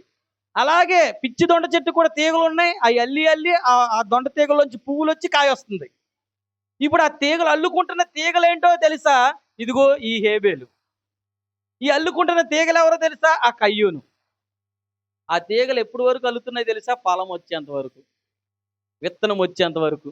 ఎప్పుడు వచ్చింది ఆ విత్తనం అంటే యేసుక్రీస్తు జననించినప్పుడు, కన్యక యొద్దకి గాబ్రియేలు వచ్చినప్పుడు ఆ విత్తన సూచన వచ్చింది. హల్లెలూయా. నేను చెప్పింది మీకు అర్థమవుతుందా? అది పొర్లుకుంటూ దొర్లుకుంటూ ఆ 2 బీజములు అనగా 2 విత్తనాలు కలిసి మెలిసి వచ్చాయంట. హల్లెలూయా! దేవుని మహిమ కలుగును గాక. దేవుని కుమారుడు ఈడు నా తల మీద కొడతాడు, వీడినే చంపేస్తే ఎవరు ఉండరు కదా అని ఏం చేసిందంటే హేబేలు మీద పడి కయ్యోను చంపేటట్లుగా చేసేసింది. హల్లెలూయా! అయితే దేవుని వాక్యం చెప్తుంది, హేబేలుకు బదులుగా దేవుడు మరొక తీగను లేపాడంట. హల్లెలూయా! మరొక సాధనం వచ్చింది. ఎంతమందికి అర్థమవుతుంది? హల్లెలూయా! ఆ సాధనం వచ్చినప్పుడు మనం చూస్తున్నాం. ఆ సాధనం తర్వాత దేవుడు ఈ విధానాలు కొనసాగుతూ వెళ్తున్నప్పుడు అలా మనం చూస్తున్నాం. చివరికి అవి ఎలా వెళ్ళాయంటే దేవుని కుమారులు, నరుల కుమారులు భూమి మీదకి వచ్చేసారు. ఎంతమందికి అర్థమవుతుంది? నోవహు కాలంలోకి వచ్చేసింది. ఈ తీగలు 2 అల్లుకుంటూ, ఈ తీగలు 2 పెనవేసుకుంటూ ఎక్కడికి సాగాయంటే నోవహు కాలం దగ్గరికి వచ్చాయంట. హల్లెలూయా! దేవుని మహిమ కలుగును గాక. ఎందుకంటే నోవహు కాలం వరకు ఆ 2 తీగలు కలిసే ఉన్నాయి. హల్లెలూయా! కానీ అక్కడ దేవుని కుమారులు ఉన్నారు, నరుల. ఈ నరుల కుమార్తెలు దేవుని కుమారులు ఎవరు? ఎవరంటే వీరు నిజమైన ద్రాక్షవల్లి, అబద్ధ ద్రాక్షవల్లి వంటి వారు. నిజమైన వరి మొక్క, కోనంగి మొక్క వంటి వారు. నిజమైన దొండతీగ, అబద్ధ దొండతీగ లాంటి వారు. చూడడానికి ఒకేలా ఉంటారు. వీరు ఏమన్నారు? అంతమందికి అర్థమవుతుంది. చూడండి వీరి స్వభావం. ఆదిలో కయ్యోను, హేబేలు ఇద్దరు ఎవరిని ఆరాధించారు? ఒకే దేవుణ్ణి. వారు అన్నారు, మన తండ్రి నీ తండ్రి నా తండ్రి ఒకటే, నీ తల్లి నా తల్లి ఒకటే, మన దేవుడు ఒక్కడే, మనం ఆరాధించేది కూడా ఒక్కడనే. ఎంతమందికి అర్థమవుతుంది? ఇప్పుడు నోవహు కాలంలోకి వచ్చేసరికి దేవుని కుమారులు ఆరాధించేది ఆయన్నే, నరుల కుమారులు ఆరాధించేది ఆయన్నే. వారు అంటున్నారు, నువ్వే దేవుణ్ణి ఆరాధిస్తున్నావు, మేము అదే దేవుణ్ణి ఆరాధిస్తున్నాం, మనం అందరం ఒకటే, మన తండ్రి ఒక్కడే. ఎంతమందికి అర్థమవుతుంది? హల్లెలూయా! కానీ అక్కడ నీతిమంతుడు, అనీతిమంతుడు ఉన్నారన్న సంగతి వారికి తెలియదు. నిజమైన దేవుని కుమారుడు, నిజమైన దేవుని కుమారుడిలాగే ఉన్న ఒక అబద్ధ దేవుని కుమారుడు, అనీతిమంతుడు ఉన్నాడన్న సంగతి వారికి అర్థం కావట్లా. ఎందుకంటే వారి క్రియలు, వారి ఫలాలు అవి చూపిస్తూ ఉన్నాయి. దేవుని నామమున మహిమ కలుగును గాక. హల్లెలూయా! మనం చూస్తున్నాం ఇప్పుడు ఆ 2 తీగలు అలాగ బయలుదేరి మనం చూసినట్లయితే ఆ 2 తీగలు అల్లుకున్న తర్వాత అక్కడ నిజమైన తీగని దేవుడు, తన విత్తనాన్ని దేవుడు బయటికి తీసుకొచ్చాడు. హల్లెలూయా! ఏం జరిగిందంటే అక్కడ అబద్ధ విత్తనం ఏమైపోయింది? ఆ జలప్రలయంలో నాశనం అయిపోయింది. అయితే సాతాను మరలా విత్తనాలు చల్లడం ప్రారంభించాడంట. హల్లెలూయా! దేవుని మహిమ కలుగును గాక. మరల సాతానుడు నోవహు యొక్క కుమారుల ద్వారా ఆ విత్తనాన్ని మరలా, నోవహు యొక్క కోడళ్ళ ద్వారా ఆ విత్తనాలు మరలా చల్లాడంట. ఎందుకని? ఇప్పుడు చూడండి, ప్రపంచమంతా 40 రాత్రులు 40 పగలు జలప్రలయంలో మునిగిపోయారు నోవహు కాలంలో. అవునా? ఇప్పుడు అక్కడ సర్ప సంతానం లేదు, నెఫీలీలు లేరు. అయితే వాక్యం ఏం చెప్తుందంటే వారు ఇప్పుడున్నారు, తర్వాత కూడా ఉంటారన్నాడు. హల్లెలూయా! ఎలా వచ్చారు వాళ్ళు? ఆ విత్తనం ఎలా మోసుకురాబడింది? హల్లెలూయా! దేవుని మహిమ కలుగును గాక. ఆ సంతానం ఎలా మోసుకురాబడిందంటే ఆదిలో మోసుకురాబడినట్టే మోసుకురాబడింది. స్త్రీ గర్భం భూమి లాంటిది. అందుకని ఆదాము విత్తనాన్ని అవ్వ తీసుకున్నది, సర్ప విత్తనాన్ని అవ్వ తీసుకున్నది. అలాగే నోవహు యొక్క కోడండ్రల ద్వారా ఆ విత్తనం మోసుకుని రాబడింది. హల్లెలూయా! దేవుని మహిమ కలుగును గాక. హల్లెలూయా! మనం చూస్తున్నాం ఈ 2 విత్తనాలు అక్కడ పెరుగుతూ ఉన్నాయి. దేవుని మహిమ కలుగును గాక. అక్కడ దేవుడు ఏం చేశాడంటే మరలా ఆ విత్తనాలు పెరుగుతూ ఉన్నాయి. పెరుగుతూ ఉన్నప్పుడు ఆ విత్తనాలు మరలా దేవుడు ఒక్కడే, భాష ఒకటే, అంతా ఒకటే. ఇక్కడ చూడండి, ఆది కాండంలో ఆ విత్తనం సేతు దగ్గర నుంచి హేబేలుకు బదులుగా సేతు వచ్చిన కానీ ఆ విత్తనాలు పెరుగుతూ వచ్చాయి. అవునా కాదా? పెరుగుతూ రాగానే దేవుడు ఏం చేశాడంటే అక్కడ ఒక కోతకాలాన్ని పెట్టాడు. ఆ కోతకాలం సమయాన్ని దేవుడు ఏం చేశాడంటే దేవుడు తన విత్తనాన్ని కొట్టు అనే ఓడలోకి చేర్చేసుకున్నాడు. ఎంతమందికి అర్థమవుతుంది? కొట్టు అనే ఓడలోకి చేర్చుకున్నాడు. సర్ప విత్తనాలని, నరుల కుమారుల్ని, పాపములో ఉన్నవారిని, పాప క్రియలు చేస్తున్న వారిని ఆ జలప్రలయంలో నాశనానికి అప్పగించేశాడు. హల్లెలూయా! అయితే విత్తనాలు మరల ప్రారంభమయ్యాయా? జరిగిందే మరలా జరుగుతుంది. మరల మంచి విత్తనం విత్తబడింది. ఎంతమందికి అర్థమవుతుంది?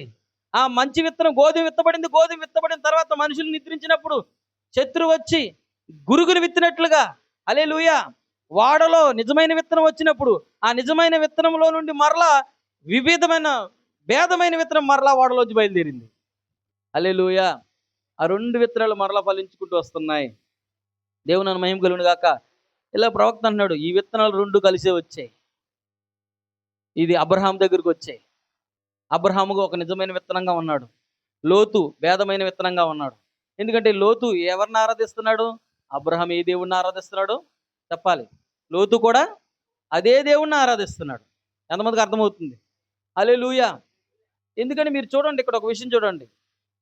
ఈ విత్తనాలు 2 ఏదోనులో ఏ విధంగా అయితే కయ్యోను హేబేలు సంభాషణ ఉన్నదో, వారి ఆరాధన క్రమం ఉన్నదో, అలాగే నోవహు కాలంలో దేవుని కుమారుడైన నోవాహుని అక్కడున్న నరుల కుమారులు మీరు మనం అంతా ఒకటే, ఒక దేవుని చేత చేయబడ్డామని అక్కడ కూడా ఎలా అంటున్నారు. అలాగే ఇప్పుడు అబ్రహాం దగ్గరికి వచ్చేసరికి అబ్రహాము లోతు విషయంలో కూడా సేమ్ అదే జరుగుతూ ఉన్నది. హల్లెలూయా. అబ్రహాం అదే దేవుని ఆరాధిస్తున్నాడు, లోతు కూడా అదే దేవుని ఆరాధిస్తున్నాడు. హల్లెలూయా. తర్వాత మనం చూస్తున్నాం, అబ్రహాములో నుండి మరలా ఆ యొక్క తీగ మరలా బయలుదేరింది. నేను చెప్పింది మీకు అర్థమవుతుందా? ఈ తీగలు ఎలా బయలుదేరాయి నేను స్పీడ్గా చెప్పుకుంటూ వెళ్తున్నాను, మీకు ఆల్రెడీ గతంలో చెప్పాను కాబట్టి. హల్లెలూయా.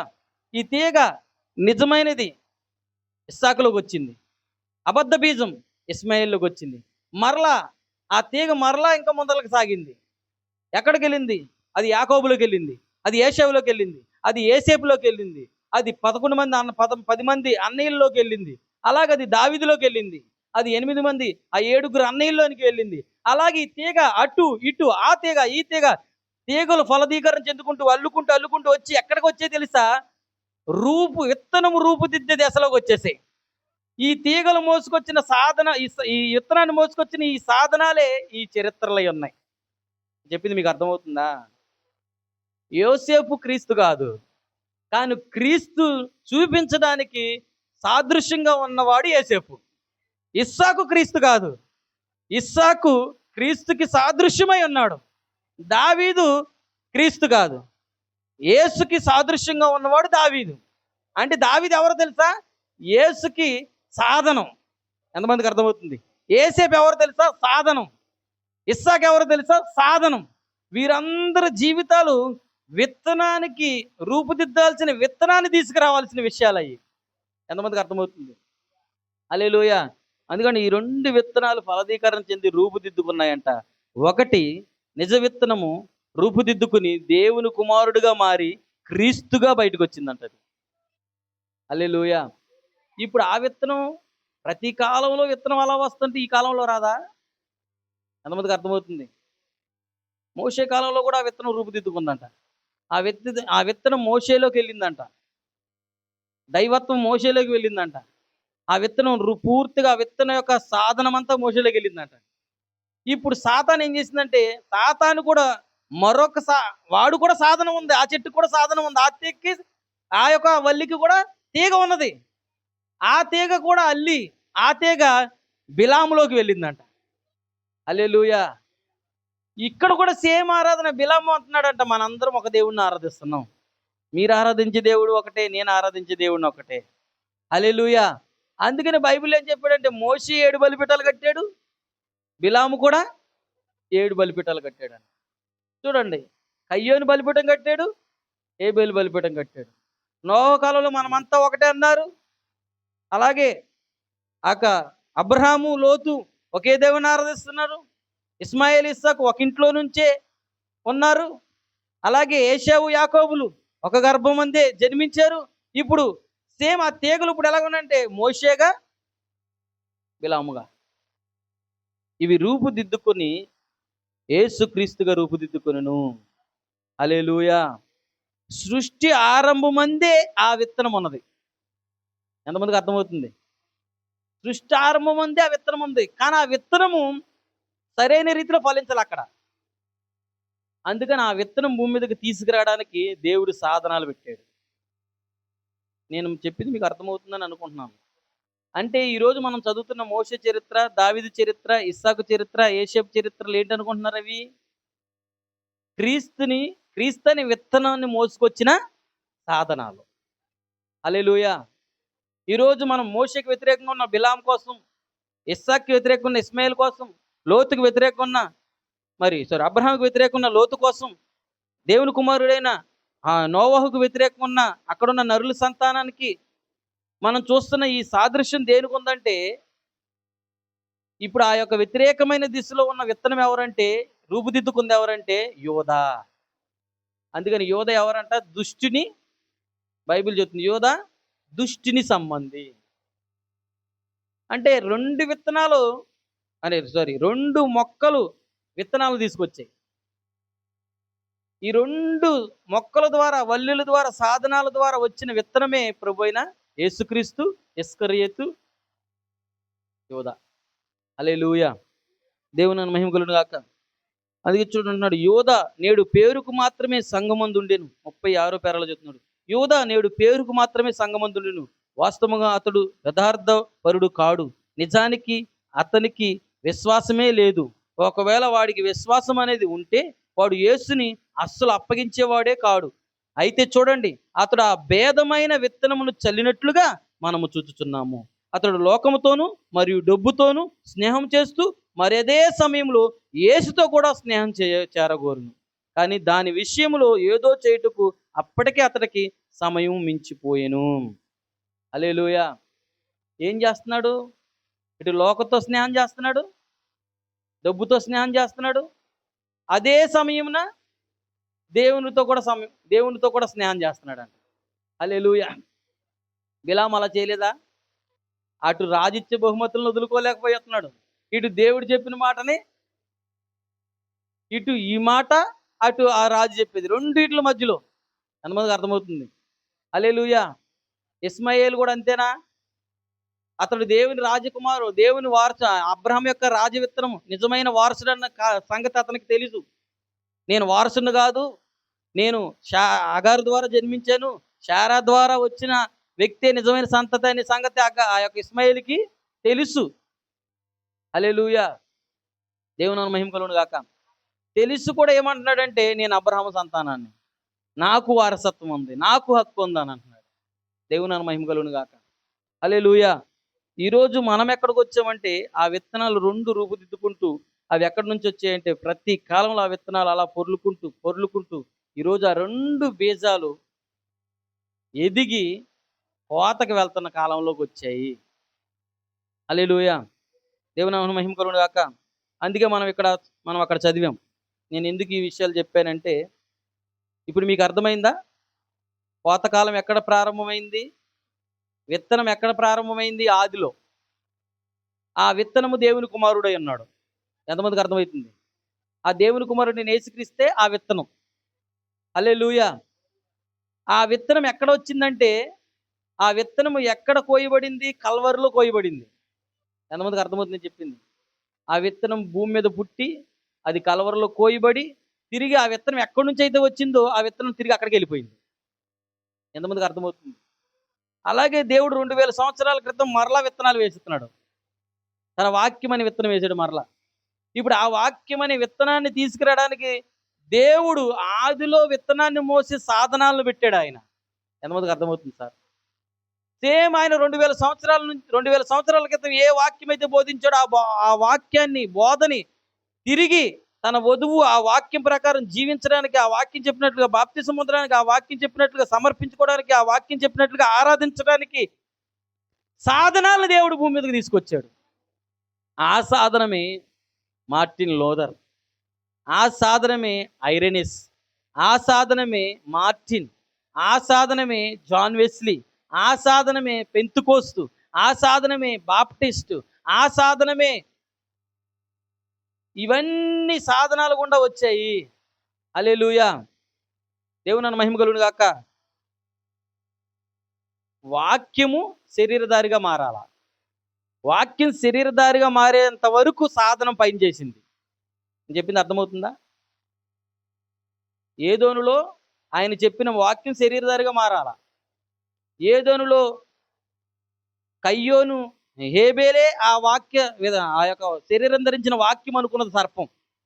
కానీ హేబేలు కాదు శరీరం ధరించిన వాక్యం, అది ప్రభు అయిన యేసుక్రీస్తు. ఎంతమందికి అర్థమవుతుంది? అంతవరకు సాతాను ఏం చేసిందంటే, వీడే వాక్యం, వీడే వాక్యం, వీడే వాక్యం అనుకుంటూ ప్రతి యుగములో వాక్య విత్తనాన్ని మోసుకొస్తున్న సాధనాల మీద అటాక్ చేసుకుంటూ వచ్చింది. ఎంతమందికి అర్థమవుతుంది? అందుకే అది ఇస్సాకు మీద అటాక్ చేసింది, అది యాకోబు మీద అటాక్ చేసింది, అది యేసేపు మీద అటాక్ చేసింది, అది దావీదు మీద అటాక్ చేసింది, అది మోషే మీద అటాక్ చేసింది, అది ఏలియా మీద అటాక్ చేసింది. ఎంతమందికి అర్థమవుతుంది? ఎందుకో తెలుసా? అది అనుకుంటుంది ఇవే విత్తనాలు, శరీరం ధరించుకున్న దైవత్వం శరీరంలోకి వస్తున్న విత్తనం ఇదే అనుకు, నన్ను కొట్టేది, నన్ను చంపేది ఇదే అనుకుని ప్రతి సాధన మీద దాడి చేసింది. హల్లెలూయా, దేవుని మహిమ కలుగును గాక. అలాగే మనం చూస్తే 2000 సంవత్సరాల క్రితం విత్తనం పెట్టబడింది. ఆయన ఈ విత్తనాన్ని మోసుకురావడానికి సాధనాలు పంపించాడు. సాతాను ప్రతి సాధన మీద దాడి చేసింది. దేవుని మహిమ కలుగును గాక. అక్కడేమో భౌతికమైన దాడి చేసింది. ఎంతమందికి అర్థమవుతుంది? అక్కడ భౌతికమైన దాడేనా? ఇస్మాయేలు ఇస్సాకుని గేలి చేశాడా? ఎంతమందికి అర్థమవుతుంది? కయ్యోను హేబెలు మీద పడి కొట్టి చంపాడా? హల్లెలూయా. తర్వాత మనం చూస్తున్నాం అలాగే యేసేపుని అన్నలు గుంటలో పడేసి అమ్మేసి చేశారా లేదా? తర్వాత మనం దావీదు దేవుని దృష్టిలో ఎన్నిక చేయబడిన వ్యక్తిగా ఉన్నా, కుటుంబం దృష్టిలో, అన్నల దృష్టిలో ఎన్నిక చేయలేని వాడుగా, హేళన చేయబడిన వ్యక్తిగా ఉన్నాడంటారా? హల్లెలూయా. మోషే ఆ విధంగానే ఆ కాలంలో మోషేను కూడా చంపడానికి రాజు ద్వారా ఆజ్ఞ బయలుదేరిందంటారా? హల్లెలూయా. ఇలా నిజమైనది ఒకవైపు వెళ్తా ఉంటే వారిని బాధిస్తున్న అబద్ధమైనది మరొక వైపు వెళ్తుంది. హల్లెలూయా, దేవుని మహిమ కలుగును గాక. అంటే భిన్నమైనది అక్కడ ఉత్పత్తి అవుతా ఉన్నది ప్రతి యుగములో. హల్లెలూయా. ఈరోజు భిన్నమైనది మన యుగంలో కూడా ఉత్పత్తి అయ్యింది. హల్లెలూయా. అందుకే మనం ఇందాక చదివాం. ఏమని చదివామంటే మనుషులు నిద్రించుచుండగా ఏముందండి? మనుషులు నిద్రించుండగా అతను శత్రువు వచ్చి గోధుమ మధ్యలో గురుగులు విత్తిపోయిను. పోయిన వారం చెప్పి ఆ గోధుమలు ఏంటో గురుగులు ఏంటో మీకు అర్థమయ్యా? గోధుమ అంటే నిజమైన వాక్యం, గురుగు అంటే ఆ యొక్క అబద్ధ బోధ. అది విత్తిపోయింది. అది ఎప్పుడు ఎత్తిపోయిందంటే చూడండి, 325 సంవత్సరం క్రీస్తుశకం 325లో రోములో ఆ విత్తనం విత్తబడింది. ఏంటంటే అది అపోస్తుల బోధను మార్చి వేసబడింది. హల్లెలూయా. అంటే నిజమైన విత్తనాన్ని చంపి మరొక విత్తనం మొలకెత్తింది, అనగా మరొక బోధ బయలుదేరింది. హల్లెలూయా. ఎంతమందికి అర్థమవుతుంది? నిజమైన విత్తనం హేబేలుని చంపేశాడు, కయ్యోని బయలుదేరాడు. వాడు అనుకుంటాడు ఇంక అయిపోయింది అనుకున్నాడు, కానీ దేవుడు చేతిని మరల ఇచ్చాడు. హల్లెలూయా. అలాగే రోములో ఆ విత్తనం బయలుదేరింది. ఆ కాలంలో ఉన్న నిజవాక్యాన్ని పట్టుకున్న స్త్రీలని, పురుషుల్ని అందరినీ చంపేశారు, సింహాలకి వెరగా వేసేశారు, చాలా చిత్రహింసలు పెట్టారు. హల్లెలూయా. కొన్ని యుగములు ఆ విత్తనం కొనసాగింది ముందుకి. హల్లెలూయా, దేవుని మహిమ కలుగును గాక. దేవుడు నోవాహును చూసినట్లుగా దేవుడు లోదర్ను లేపాడు పైకి. హల్లెలూయా. లోదర్ కాలంలో ఒక చావు దెబ్బ తగిలింది దానికి. ఎంతమందికి అర్థమవుతుంది? హల్లెలూయా, దేవుని మహిమ కలుగును గాక. చూడండి, అంటే విత్తనాలు మనుషులు నిద్రించుచుండగా శత్రువు వచ్చి గోధుమల మధ్య గురుగులు ఎప్పుడు చల్లాడంటే 325లో రోమ్లో కాన్స్టెంట్ రాజు పరిపాలిస్తున్న సమయంలో నైసియా ఆలోచన సభ దగ్గర ఆ విత్తనాలు చిమ్మబడ్డాయి. హల్లెలూయా, దేవుని మహిమ కలుగును గాక. ఇప్పుడు చూడండి, నేను చదువుతున్నాను ఒక విషయాన్ని. చూడండి, 66 పేరాలో చూడండి. సత్యవాక్యమును నిరూపింపబడిను, పూర్వకాలం మందలి ప్రవక్తలు వారి కాలములో దేవుని వాక్యమును సత్యమని రుజువు చేసిరి. మీలో ఎవరైనా నైసియా ఆలోచన సభను లేదా ముందుగా జరపబడిన నైసియా ఆలోచన సభను గూర్చి చదివిన వారుండిన ఎడల రోములు సంఘములో నుండి ఒక సంప్రదాయ సంస్థను స్థాపించుటకే జరిగించిన 15 రోజుల రక్తపాత రాజకీయమును గూర్చి ఎరుగుదురు. ప్రవక్తలు వచ్చి గొర్రె చర్మములను ధరించి ఆకులు తినుచు వాక్యము కొరకు నిలబడిరి. అయితే అది ఏమి చేసినది? ఒకడు కయ్యోను వలె, మరొకడు హేబేలు వలె ఉండవలసి వచ్చెను. ఒకడు చంపబడవలను, నిత్యముగా అది జరిగెను. కాగా ప్రజల మధ్యలో సత్యవాక్యమునకు ప్రభావమంతా అంతమొందెను. సత్యవాక్యమునకు ప్రజల్లో ప్రభావము అంతమొందెను. వారంతా సత్యవాక్యాన్ని త్రోసివేసి శత్రువు చల్లిన చెడు విత్తనములు సంబంధమైన ప్రథమ రోమన్ క్యాథలిక్ సంఘ సిద్ధాంతములను పట్టుకొనిరి. ఒక పోపును, ఒక బిషప్ను మరియు ఇది అది ఏదోదో చేర్చుకొనిరి. పేతురు మరి అనేకులు వారి వాస్తవమైన విశ్వాస అర్థమును తొలగించి విగ్రహములను చేయ మొదలుపడిరి. ఆ నామకార్థ క్రైస్తవ సంఘము యొక్క మతము నుండి పలు అన్య ఉత్సవాలు తయారు చేశారు. ఏమిటిది? అది భేదమైన బీజమే. ఇదే ప్రథమముగా ఈ భూమి మీద ఒక సమస్తాప సంఘ శాఖగా రూపింప చేసినది. ఏమిటది? కలుపుటకు తీసివేయుటకు విత్తుచున్నది భేదమైన విత్తనమే. హల్లెలూయా. చూడండి, అక్కడ ఎన్ని రోజులు అంటే 15 రోజులు రక్తపాత రాజకీయం జరిగిందంట. హల్లెలూయా.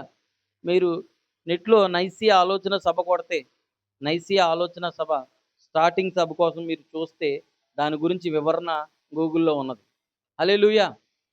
ఆ రోజు నిజమైన సంఘాన్ని, నిజమైన సత్యమును గూర్చిన ఆ యొక్క ప్రభావాన్ని ఈ రోమన్లు ఏం చేశారంటే, రోమన్ క్యాథలిక్లు ఏం చేశారంటే ఆ సత్య ప్రభావాన్ని చంపివేశారంట.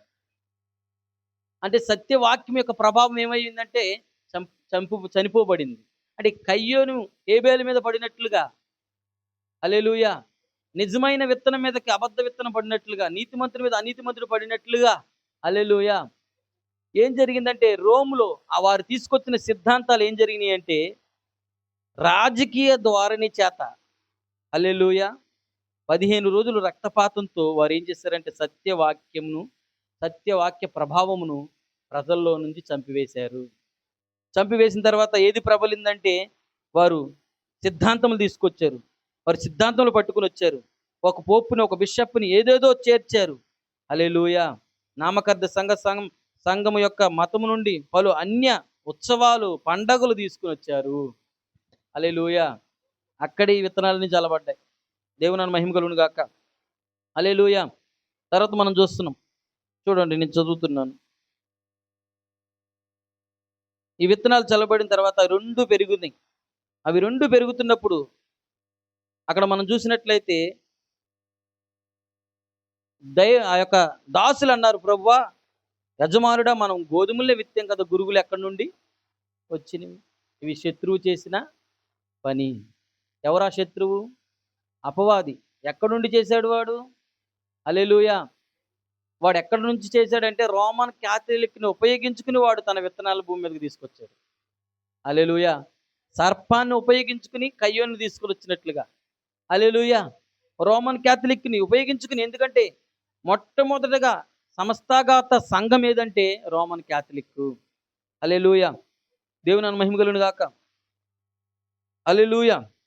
ఇప్పుడు చూడండి, నేడు మన సంఘాలన్నీ గాలిని విత్తి సుడిగాలిని కోయుచున్నవనే సంగతి మనం గమనించాం.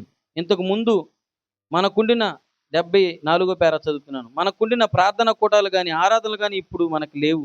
ఏమైంది? మనం అన్నిటినీ అడ్డుగడిలు పెట్టినట్లుగా అన్నిటినీ ఆపివేశాం. చూసారా?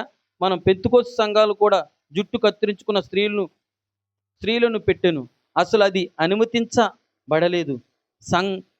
ముఖాలకి రంగులు, గోళ్ళకు రంగులు ఎన్నో ఇట్టివి కలిగి ఉన్నారు. పురుషులను చూడండి, రిక్కీల వలె ఉండి 3-4 మార్లు పెండ్లి చేసుకుని వారిని సంఘ పెద్దలుగా నియమకమయ్యారు. ఓ ఎట్టి భేదమైన విత్తనము రోతగా ఉన్నది, వారెట్లు దాన్ని చేయుచున్నారు. అట్టి వాటిని దేవుడు తన సంఘమును అనుసరించుటకు అనుమతించడు.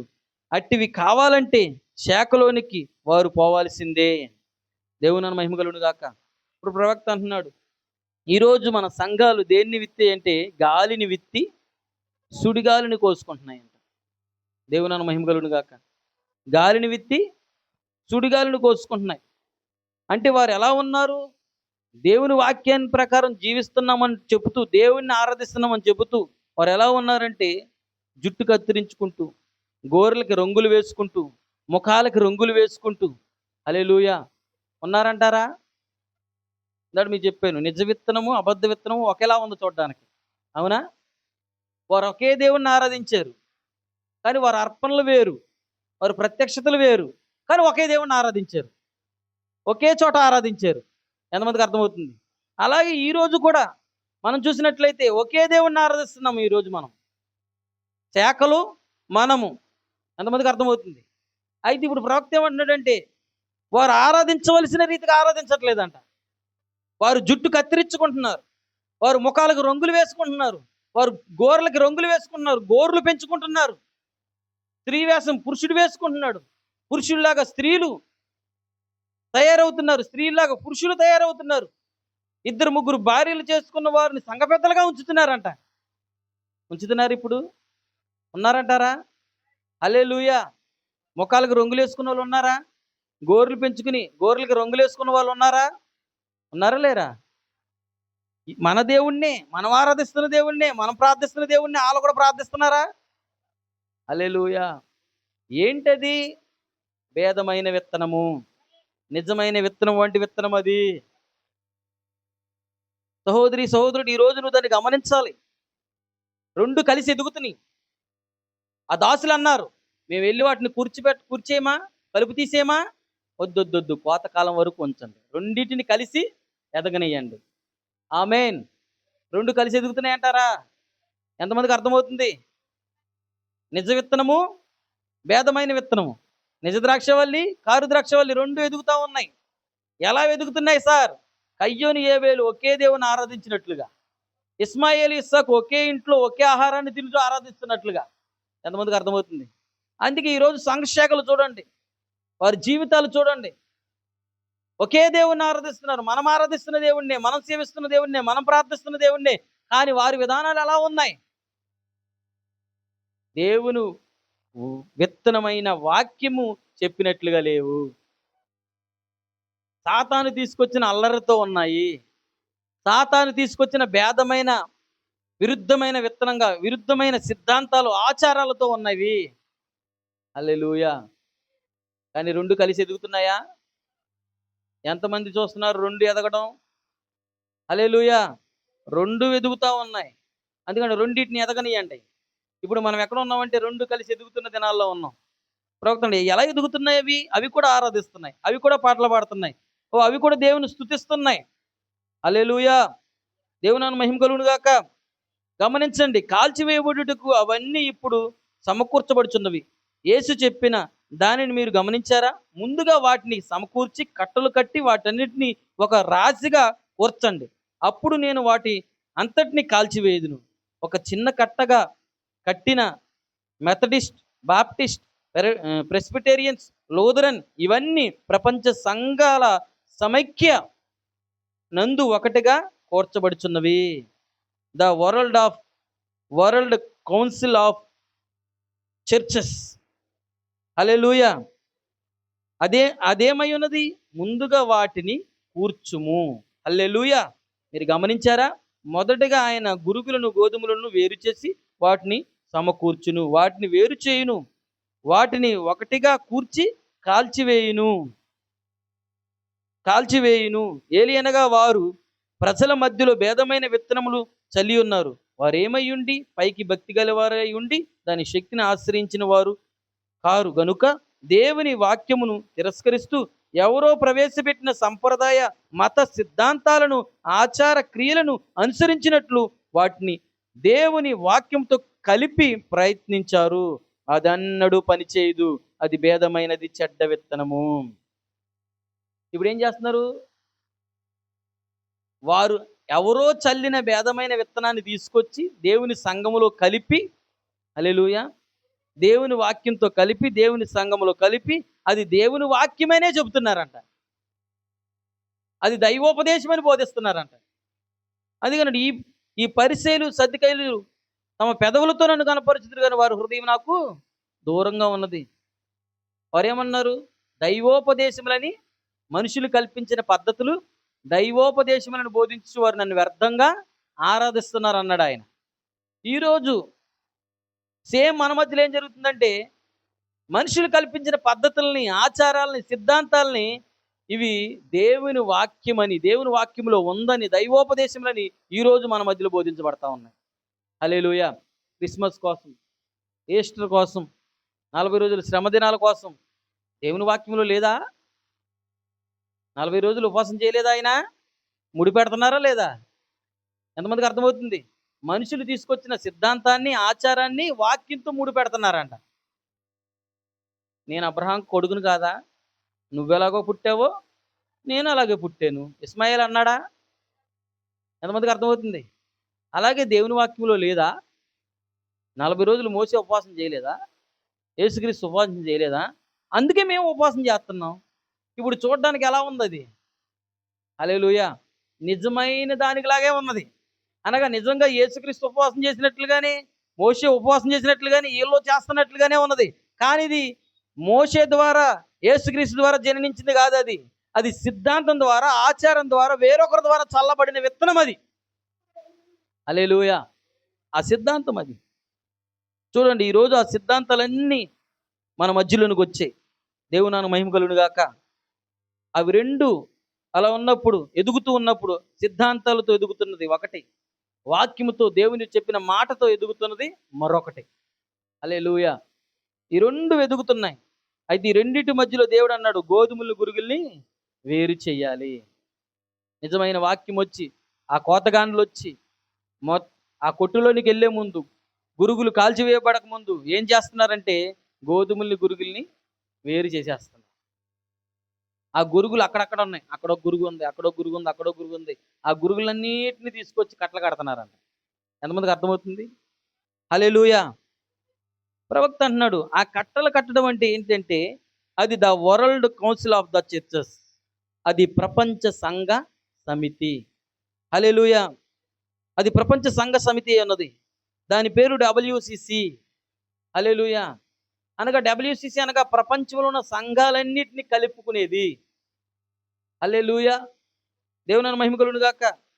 చూడండి, నిజంగా ఈరోజు ఆ కట్టలు కట్టబడటం ఎప్పుడు ప్రారంభమైందంటారు? హల్లెలూయా! చూడండి, అది ఎప్పుడు ప్రారంభమైందంటే the world council of the church ఎప్పుడు ప్రారంభమైంది? 1948లో. క్రీస్తు శకం అమెరికాలో 1948లో WCC ప్రారంభమైంది. హల్లెలూయా! నైసి ఆలోచన సభ రోములో పుట్టింది. 325లో కాన్స్టెంట్ రాజు కాలంలో అది ప్రారంభమైంది. హల్లెలూయా! అలాగే 1948లో WCC పుట్టింది. దేవుని మహిమ కలుగును గాక. 325లో విత్తనాలు చల్లడం ప్రారంభమైంది. నేను చెప్పింది మీకు అర్థమవుతుందా? 325లో విత్తనాలు చల్లాయి. హల్లెలూయా! విరుద్ధమైన విత్తనాలు, విరుద్ధమైన బోధ, సంప్రదాయాలతో, సిద్ధాంతాలతో కూడిన బోధ. నిజమైన వాక్యం లాంటిదే, కానీ వాక్యం కాదు అది. నిజమైన బాప్తిసం లాంటిదే, నిజమైన బాప్తిసం కాదు. నిజమైన ప్రభురాత్రి భోజనం లాంటిది, నిజమైన ప్రభురాత్రి భోజనం కాదు అది. నిజమైన వరు ఉంది, వరు మొక్కలని కోణంగా ఉన్నట్లు కానీ నిజమైన ప్రభురాత్రి భోజనం ఉందా బైబిల్లో? మరి అబద్ధ ప్రభురాత్రి భోజనం ఉండద్దా? మరి నిజమైన బాప్తిసం ఉన్నదా? మరి అబద్ధ బాప్తిసం ఉండద్దా? నిజమైన అపోస్తులు లేరా? అబద్ధ అపోస్తులు లేరా? దొంగ అపోస్తులు. నిజమైన అపోస్తుల బోధ లేదా? దొంగ అపోస్తుల బోధ కూడా. హల్లెలూయా! 1948లో ఏం జరిగిందంటే the world council of the church ప్రారంభమైంది. హల్లెలూయా! దేవుని మహిమ కలుగును గాక.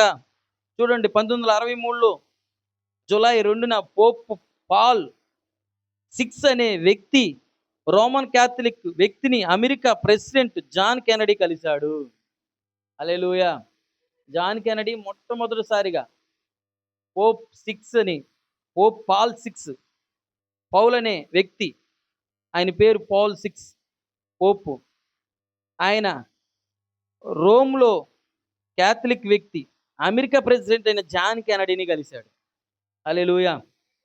ఎందుకు కలిశారు అతడు? దేవుని మహిమ కలుగును గాక. ఎందుకంటే ఇప్పుడు వారు వీరు ఏం చేయబోతున్నారు? రోము అలాగే అమెరికా ఏం చేయబోతుంది? సర్వ మానవాళిని, సర్వ జాతుల ప్రజల్ని ఒక చోటకి తీసుకురాబోతుంది. ఎంతమందికి అర్థమవుతుంది? ఎందుకంటే అమెరికా ఎవరు? భూమిలోంచి వస్తున్న మృగము. రోమ్ ఎవరు? సముద్రం నుంచి వస్తున్న మృగము. ఇప్పుడు భూమిలోంచి వస్తున్న మృగం ఏం చేయాలో తెలుసా? సముద్రంలోంచి వస్తున్న మృగాన్ని అందరూ నమస్కరించినట్లుగా చేయాలా. ఎంతమందికి అర్థమవుతుంది? అంటే సముద్రంలోంచి వస్తున్న మృగం ప్రతిమకి ఈ భూమిలోంచి వస్తున్న మృగము అందరిని అటువైపు తిప్పాల. నమస్కరించేటట్లు, ఆరాధించేటట్లు చేయాలా. నమస్కరించడం అంటే ఏంటంటే ఆరాధించడం, వర్షిప్ చేయటం. ఆరాధించేటట్లు చేయాలా. హల్లెలూయా. ఆరాధించడం అంటే ఎలా ఆరాధిస్తారు? అది తీసుకొచ్చిన సిద్ధాంతాలను అంగీకరించడమే ఆరాధించడం. ఎంతమందికి అర్థమవుతుంది? ఈరోజు నిజమైన ఆరాధకుడు ఎవరు? వాక్యాన్ని నమ్మేవాడే నిజమైన ఆరాధకుడు. వాక్యం చెప్పినట్లు వాక్యం నమ్మి, ఆ నమ్మిన వాక్యం ప్రకారం జీవించేవాడే ఆరాధకుడు. ఎంతమందికి అర్థమవుతుంది? అంతేనా? దేవుని మహిమ కలుగును గాక.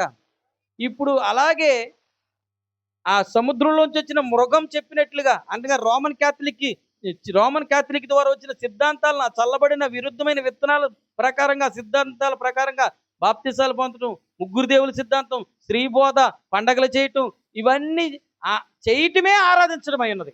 నేను చెప్పింది మీకు అర్థమవుతుందా? హల్లెలూయా. ఆరాధించడం అయి ఉన్నది. దాన్ని చేయటానికే భూమిలోంచి మృగమైన అమెరికా బయలుదేరింది. హల్లెలూయా. దేవుని మహిమ కలుగును గాక. అందుకే అన్నాడు చూడండి, ఎందుకంటే అది భూమిలోంచి వచ్చిన మృగం, అది సముద్రంలోంచి వచ్చిన మృగానికి నమస్కరించినట్లుగా చేయవాలి. కాబట్టి అది ఏం చేసిందంటే, రోమ్ యొక్క పోప్ అయిన ఆ యొక్క పాల్ని అమెరికా మొట్టమొదటిసారిగా కలిసింది. హల్లెలూయా. వారు అప్పుడు కలిసి ఏం చేశారు? రోమ్లో నుంచి పోప్ వచ్చి అమెరికా ప్రెసిడెంట్ అయిన జాన్ కెనడీని కలిసి, వారిద్దరు కలిసి ఏం చేశారంటే WCCని ప్రారంభించారు. హల్లెలూయా. ఆ WCC ప్రారంభించబడినప్పుడు దేవుని మహిమ కలుగును గాక, అది ఎప్పుడు ప్రారంభమైంది? 1948. దేవుని మహిమ కలుగును గాక. మీకు తెలుసా? ఇప్పుడు ఆ పోప్ ఎవరు? Roman Catholic. అంటే ఎవరు? ఎజ్బేలు. రోమన్ క్యాథలిక్ ఎజ్బేలేనా? హల్లెలూయా. రోమన్ క్యాథలిక్ ఎవరు? ఎజ్బేలుకు సాదృశ్యంగా ఉన్నాడు. హల్లెలూయా. దేవుని మహిమ కలుగును గాక. ఆ యొక్క అమెరికా దేనికి సాదృశ్యంగా ఉందో తెలుసా? అహాబుకి. ఎంతమందికి అర్థమవుతుంది? ఎజ్బేలు ఇజ్రాయేల్ ప్రజల మధ్యలోకి వచ్చినట్లుగా, దేవుని ప్రజల మధ్యలోకి వచ్చినట్లుగా సిద్ధాంతాలతో ఆరాధించేవాళ్ళు, జపాలు చేసుకునేవారు, విరుద్ధమైన పండగలు, బాప్తిసాలు తీసుకొచ్చిన వారు ఏం చేశారంటే, నిజమైన ఆరాధిస్తున్న అమెరికన్ల మధ్యలోకి, దేవుని ప్రజలని పిలువబడుతున్న అమెరికా దేశంలోనికి మొట్టమొదటగా యెజబెలు బయలుదేరింది. ఇది దేనికి గుర్తుగా ఉందంటే, పాత నిబంధనలో అహాబుని వివాహం ఆడిన యెజబెలుకు గుర్తుగా ఉన్నది. హల్లెలూయా. అహాబు యెజబెలు ఇద్దరు కలిసి ఏం చేశారు? దేవుని ప్రజల్ని, దేవుని సత్యాన్ని బోధించే వాళ్ళని చంపారా లేదా? దేవుని యొక్క ఆరాధన చంపారా లేదా? హల్లెలూయా. కన్ఫ్యూజన్ తీసుకొచ్చేసారు వాళ్ళిద్దరు. అలాగే మనం చూస్తున్నాం, రోమన్ క్యాథలిక్తో, పోపుతో జాన్ కెనడీ కలిసి WCCని ప్రారంభించి క్రైస్తవ సమాజంలోనికి వినూత్నమైన కార్యాలు తీసుకొచ్చారు. పూర్తిగా సత్యవాక్యములు గురించిన అనుభవాన్ని, సత్యవాక్యములు గురించిన విషయాలన్నింటినీ వారు అసత్యం చేత చంపివేశారు. హల్లెలూయా. దేవుని మహిమ కలుగును గాక. ఎంతమందికి అర్థమవుతుంది? 1948లో అదే సమయంలో, హల్లెలూయా, యెజబెలు అహాబుని వివాహం ఆడినప్పుడు, హల్లెలూయా, అక్కడ వాక్యం బలిపీఠం, దేవుని యొక్క బలిపీఠం పడద్రోయబడినప్పుడు, అదే సమయంలో దేవుని ప్రవక్తిన ఏలియా దగ్గరికి దేవుని స్వరం వెళ్ళింది. హల్లెలూయా. ఎంతమందికి అర్థమవుతుంది? ఏలియా, నువ్వు లే, వారు నా బలిపీఠాలు పడగొట్టేశారు, నా ప్రవర్తనలు చంపేశారు, వారు నన్ను తప్పించి బయలుని ఆరాధిస్తున్నారు, నువ్వు వెళ్ళి నేను నిజమైన దేవుడిని నిరూపించు. ఏలియా దగ్గర స్వరం వెళ్ళిందంటారా? హల్లెలూయా. సేమ్ అదే సమయానికి, ప్రపంచ సంఘ సమితి ప్రారంభిస్తున్న అదే సమయానికి, సంఘాలన్నీ ఒకటే, మనమందరం ఒక చోటకే ఉందాం, మనమందరం ఒక గ్రూప్గా ఉందామని పోపు అమెరికాని కలుపుకున్నప్పుడు, ప్రపంచ దేశంలో సంఘాలన్నీ కలుపుకున్న సమయంలోకి 1948లో అదే సమయంలో ప్రవక్త విలియం బ్రన్నన్ దగ్గరికి, ఈ కాలానికి పంపించబడిన ఏలియా దగ్గరికి దేవుని యొక్క స్వరం వచ్చింది. ఇదిగో ఇప్పటి నుండి ఈ వర్తమానాలు టేప్ చేయి, ఈ వర్తమానాలు కొండల్లోనికి, కోనల్లోనికి, అడవుల్లోనికి వెళ్ళబోతున్నాయని 1948లో దూత వచ్చి ప్రవక్తకు చెప్పడం జరిగింది. హల్లెలూయా. 1948 నుండి వర్తమానాలు రికార్డ్ అవ్వటం ప్రారంభమవుతుంది. హల్లెలూయా. ఎందుకో తెలుసా? అక్కడ గురువులన్నీ కట్టలు కట్టబడటానికి WCC ఏర్పడింది. WCCయే కట్టలు కట్టబడటం. ఎంతమందికి అర్థమవుతుంది?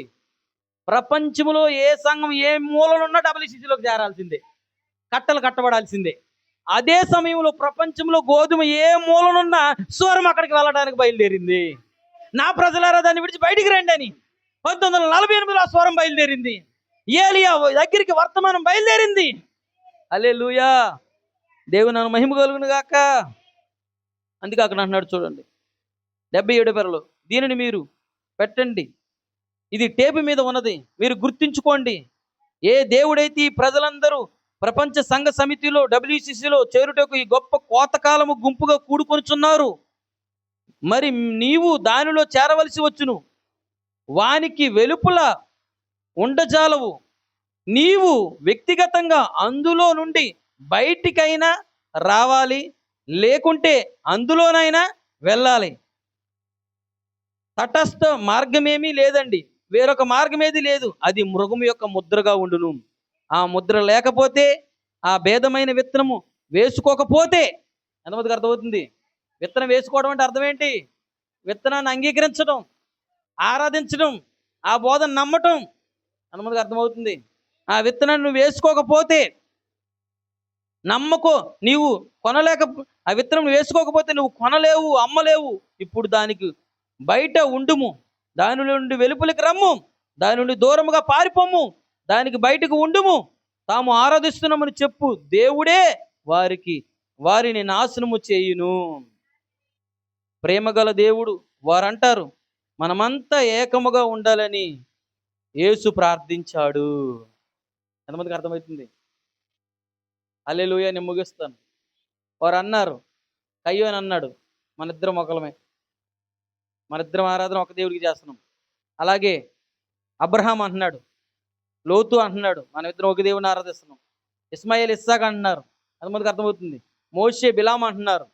సేమ్ ఇప్పుడు ఈ చివరి కాలంలో కూడా ఆ డబ్ల్యూసిసి ఒకటై అది మృగముగా మారుతుందంట, అది మృగం ముద్రగా మారుతుంది. ఇప్పుడు నువ్వు ఆ విత్తనాలు వేసుకోకపోతే నిన్ను వారు అమ్మనెవరు, నిన్ను వారు కొననివ్వరు. అయితే ప్రవక్త ఏమన్నాడంటే, ఇప్పుడే నీవు దాని నుండి బయటికి రా. వాళ్ళు అంటారు ఇప్పుడు కూడా, మనం అంతా ఒక దేవుడిని నమ్ముకున్నాం కదా, ఇంత దూరం వెళ్ళాలి నువ్వు ఆరాధించడానికి? ఇక్కడ చర్చిలు లేవా? ఇక్కడ దేవుడు లేడా? ఎంతమందికి అర్థమవుతుంది? కానీ వారికి తెలీదు, అది చర్చియే, ఇది చర్చియే. కానీ అక్కడ బోధించే వాక్యం వేరు, అక్కడ విత్తనం వేరు. కయ్యోని బలిపీఠం కట్టాడు, హేబేలు బలిపీఠం కట్టాడు. 2 బలిపీఠాలు, 2 దేవుడికే, ఇద్దరు అర్పణ దేవుడికే, ఇద్దరు దేవుడిని ఆరాధిస్తున్నారు. కానీ వాళ్ళకి అక్కడ తెలియని విషయం ఏంటంటే, కయ్యోని కయ్యోని ఆరాధన దేవుడు తోచేసాడు, హేబేలు ఆరాధన దేవుడు అంగీకరించాడు. ఈరోజు డబ్ల్యూసిసి మన మధ్యలో మనమంతా ఒకటే అని ఒక సిద్ధాంతంతో బయలుదేరబోతుంది. ఎంతమందికి అర్థమవుతుంది సార్? అది మొదట ఏమంటుందంటే, క్రైస్తవులమైన మనం అందరం ఒకటే. ఎందుకంటే ప్రపంచం అంతా క్రైస్తవుల మీదకి ఏం వస్తుంది? ఇప్పుడు ఒత్తిడి వస్తుందా లేదా? ప్రపంచంలో ఉన్న క్రైస్తవుల్ని ఆయా దేశాల్లో చంపుతున్నారా, హింసిస్తున్నారా? ఎంతమందికి అర్థమవుతుంది? నిజమండి, మీరు చూడండి, చంపుతున్నారు, బ్రతుకున్న వాళ్ళు చంపేస్తున్నారు, కోసేస్తున్నారు, సముద్రపు ఒడ్డులకు తీసుకెళ్ళిపోయి. హల్లెలూయా. చర్చిలు కూల్చేస్తున్నారు, చర్చిలు రిజర్వేషన్స్ చేయనివ్వట్లేదు. ఈ సమయంలో అది ఏమంటుందో తెలుసా? హల్లెలూయా. ఆ డబ్ల్యూసిసి ఏంటో కాదు, మృగం యొక్క ప్రతిమ. ఎంతమందికి అర్థమవుతుంది? ఈరోజు ప్రజలు అనుకుంటున్నారు, ఆ మృగముకు ఒక ప్రతిమ తయారు చేశారు, అది మాట్లాడడానికి శక్తి దానికి ఉంది, సూచక్రియలు చేయడానికి శక్తి ఉంది. సూచక్రియలు ఎలా చేస్తుంది అది? ఎంతమందికి అర్థమవుతుంది? వాడు ఏ రాజైనా ఏ ప్రధానైనా, నేను క్రైస్తవులందరినీ చంపేస్తానని వార్నింగ్ ఇచ్చేయడానికి ఒక మృగం వస్తుంది. వాడి దగ్గర ఒక ప్రతిమ ఉంది, వాడికి అధికారం ఇచ్చారు ప్రజలందరూ. ఎంతమందికి అర్థమవుతుంది? ప్రపంచంలో ఉన్న సంఘాలన్నీ, ప్రపంచంలో ఉన్న దేశ నాయకులందరూ దానికి అధికారం ఇచ్చారు. దానికి మాట్లాడడానికి, దానికి చేయటానికి ఉందంటారా? చదివారా బైబిలు? ఎలా మాట్లాడుతుంది సార్? అది రూల్ చేస్తుంది. ఎలా రూల్ చేస్తుంది? ఒక ఆర్డర్ వేస్తుంది. అది ఏం ఆర్డర్ అని తెలుస్తుంది? అదే మనమంతా ఒకటే, మీరు ఎందుకు అలా చంపకూడదు. ఎంతమందికి అర్థమవుతుంది? ఫస్ట్ అది మొదట ప్రారంభిస్తుంది, క్రైస్తవులమైన మనందరం ఒకటే. మీది ఏ సంఘమైనా, మీ ఏ సిద్ధాంతమైనా మనందరం ఒకటిగా ఉండాలా. తర్వాత అది మరలా నెక్స్ట్ హిందువులైనా, ముస్లింలైనా, క్రైస్తవులైనా, బౌద్ధులమైన ఏ ఇతరితర గోత్రాలు ఇతరితర భాషలోను మనం అందరము ఒకటే. ఎంతమందికి అర్థమవుతుంది? అందుకన్నాడు, దాన్ని నువ్వు ఒప్పుకున్నావా నువ్వు కొనొచ్చు, అమ్మొచ్చు, తినొచ్చు. దాన్ని నువ్వు ఒప్పుకోకపోతే నీకేమి. హల్లెలూయా. అయితే గుర్తుపెట్టుకోండి, ప్రవక్త అన్నాడు అవి కేవలం కట్టలు కట్టే సమయము. అది గోధుమ కొట్టులోనికి వెళ్ళబోతున్న సమయము, ఇవి కాల్చివేయబడడానికి వెళ్ళబోతున్న సమయం. ఎంతమందికి అర్థమవుతుంది? హల్లెలూయా. దేవుని మహిమ కలుగును గాక. ఇప్పుడు కట్టలు కట్టబడుతున్న సమయంలో ఉన్నామా? ఇప్పుడు ఒక్కొక్క గురుగు దగ్గర ఆ యొక్క WCCలోకి చేర్చబడతా ఉన్నాయి. హల్లెలూయా. గోధుమల్ని గురుగులు వేరు చేస్తున్న సమయం ఇది. ఎందుకు నీ యొద్దకు వాక్యం అనే కత్తి వచ్చిందో తెలుసా? నువ్వు గోధుమ, నువ్వు గురుగు దగ్గర ఉన్నావు, నువ్వు గురుగు చోట ఉన్నావు. అందుకే దేవుడు నువ్వు గురువు కాదు గోధుమని నిన్ను ఆయన గోధుమ దగ్గర తీసుకొచ్చాడు, గోధుమ కొట్టులోనికి తీసుకొచ్చాడు. హల్లెలూయా. ఇప్పుడు WCC ద్వారా ఏమవుతుందంటే మనమంతా ఒకటే. ఈ యొక్క మనమంతా ఒకటేనే మాటను మీరు మర్చిపోవద్దు. ఇది ఏదోనిలోంచి ప్రారంభమైంది. ఏదోని తోటలో అవ్వ దగ్గర వచ్చి ప్రారంభమైంది. ఆ సర్పం అవ్వ దగ్గరకు వచ్చింది. మనమంతా ఒక దేవుని చేతే చేయబడ్డాం. ఎంతమందికి అర్థమవుతుంది? మనమంతా ఒక దేవుని చేత చేయబడ్డాం. మనమంతా మన దేవుడు ఒక్కడే, మన సృష్టికర్త ఒక్కడే. సేమ్ అదే విధానం బైబిల్ నుంచి ఆది నుండి ప్రారంభమైంది. చివరికి కోతకాలం ముగించేంత వరకు, వధువు ఎత్తబడేంత వరకు అదే ప్రారంభం. దేవుని మహిమ కలుగును గాక. ఎంతమందికి అర్థమవుతుంది? మనం కొట్టులోనికి వెళ్ళే సమయంలో ఉన్నాం. గోధుమలు కొట్టులోనికి వెళ్ళగానే గురుగులు కాల్చివేయబడతాయి. ఆ కాల్చివేయబడటమే ప్రవక్త అన్నాడు 3వ ప్రపంచ యుద్ధమై ఉన్నది. హల్లెలూయా. అయితే 3వ ప్రపంచ యుద్ధం రాకముందే వధువు ఎత్తబడాలి, గోధుమ కొట్టులోనికి వెళ్ళాలి. గోధుమ కొట్టులోనికి వెళ్ళాలి అంటే మృగము ఆ యొక్క ప్రతిమతో ముందుకు రావాలి. హల్లెలూయా. అది ఒత్తిడి చేస్తుంది, కానీ వధువుని ఏమీ చేయలేదు. దేవుడు ఆమెకు రెక్కలు ఇస్తాడు, ఆమె ఆ రెక్కలతో ఎగిరిపోతుంది. ఆ రెక్కలే విశ్వాసంతో ఉన్న రెక్కలయ్యి. హల్లెలూయా. ప్రార్థించుకున్న ఈ సమయంలో ప్రతి ఒక్కరం దేవుడి మాటలు దీవించును గాక. చివరి సమయంలో మనం ఉన్నాం. ప్రభువా నీకు స్తోత్రాలు తండ్రి. ప్రభువా నీకు వందనాలు.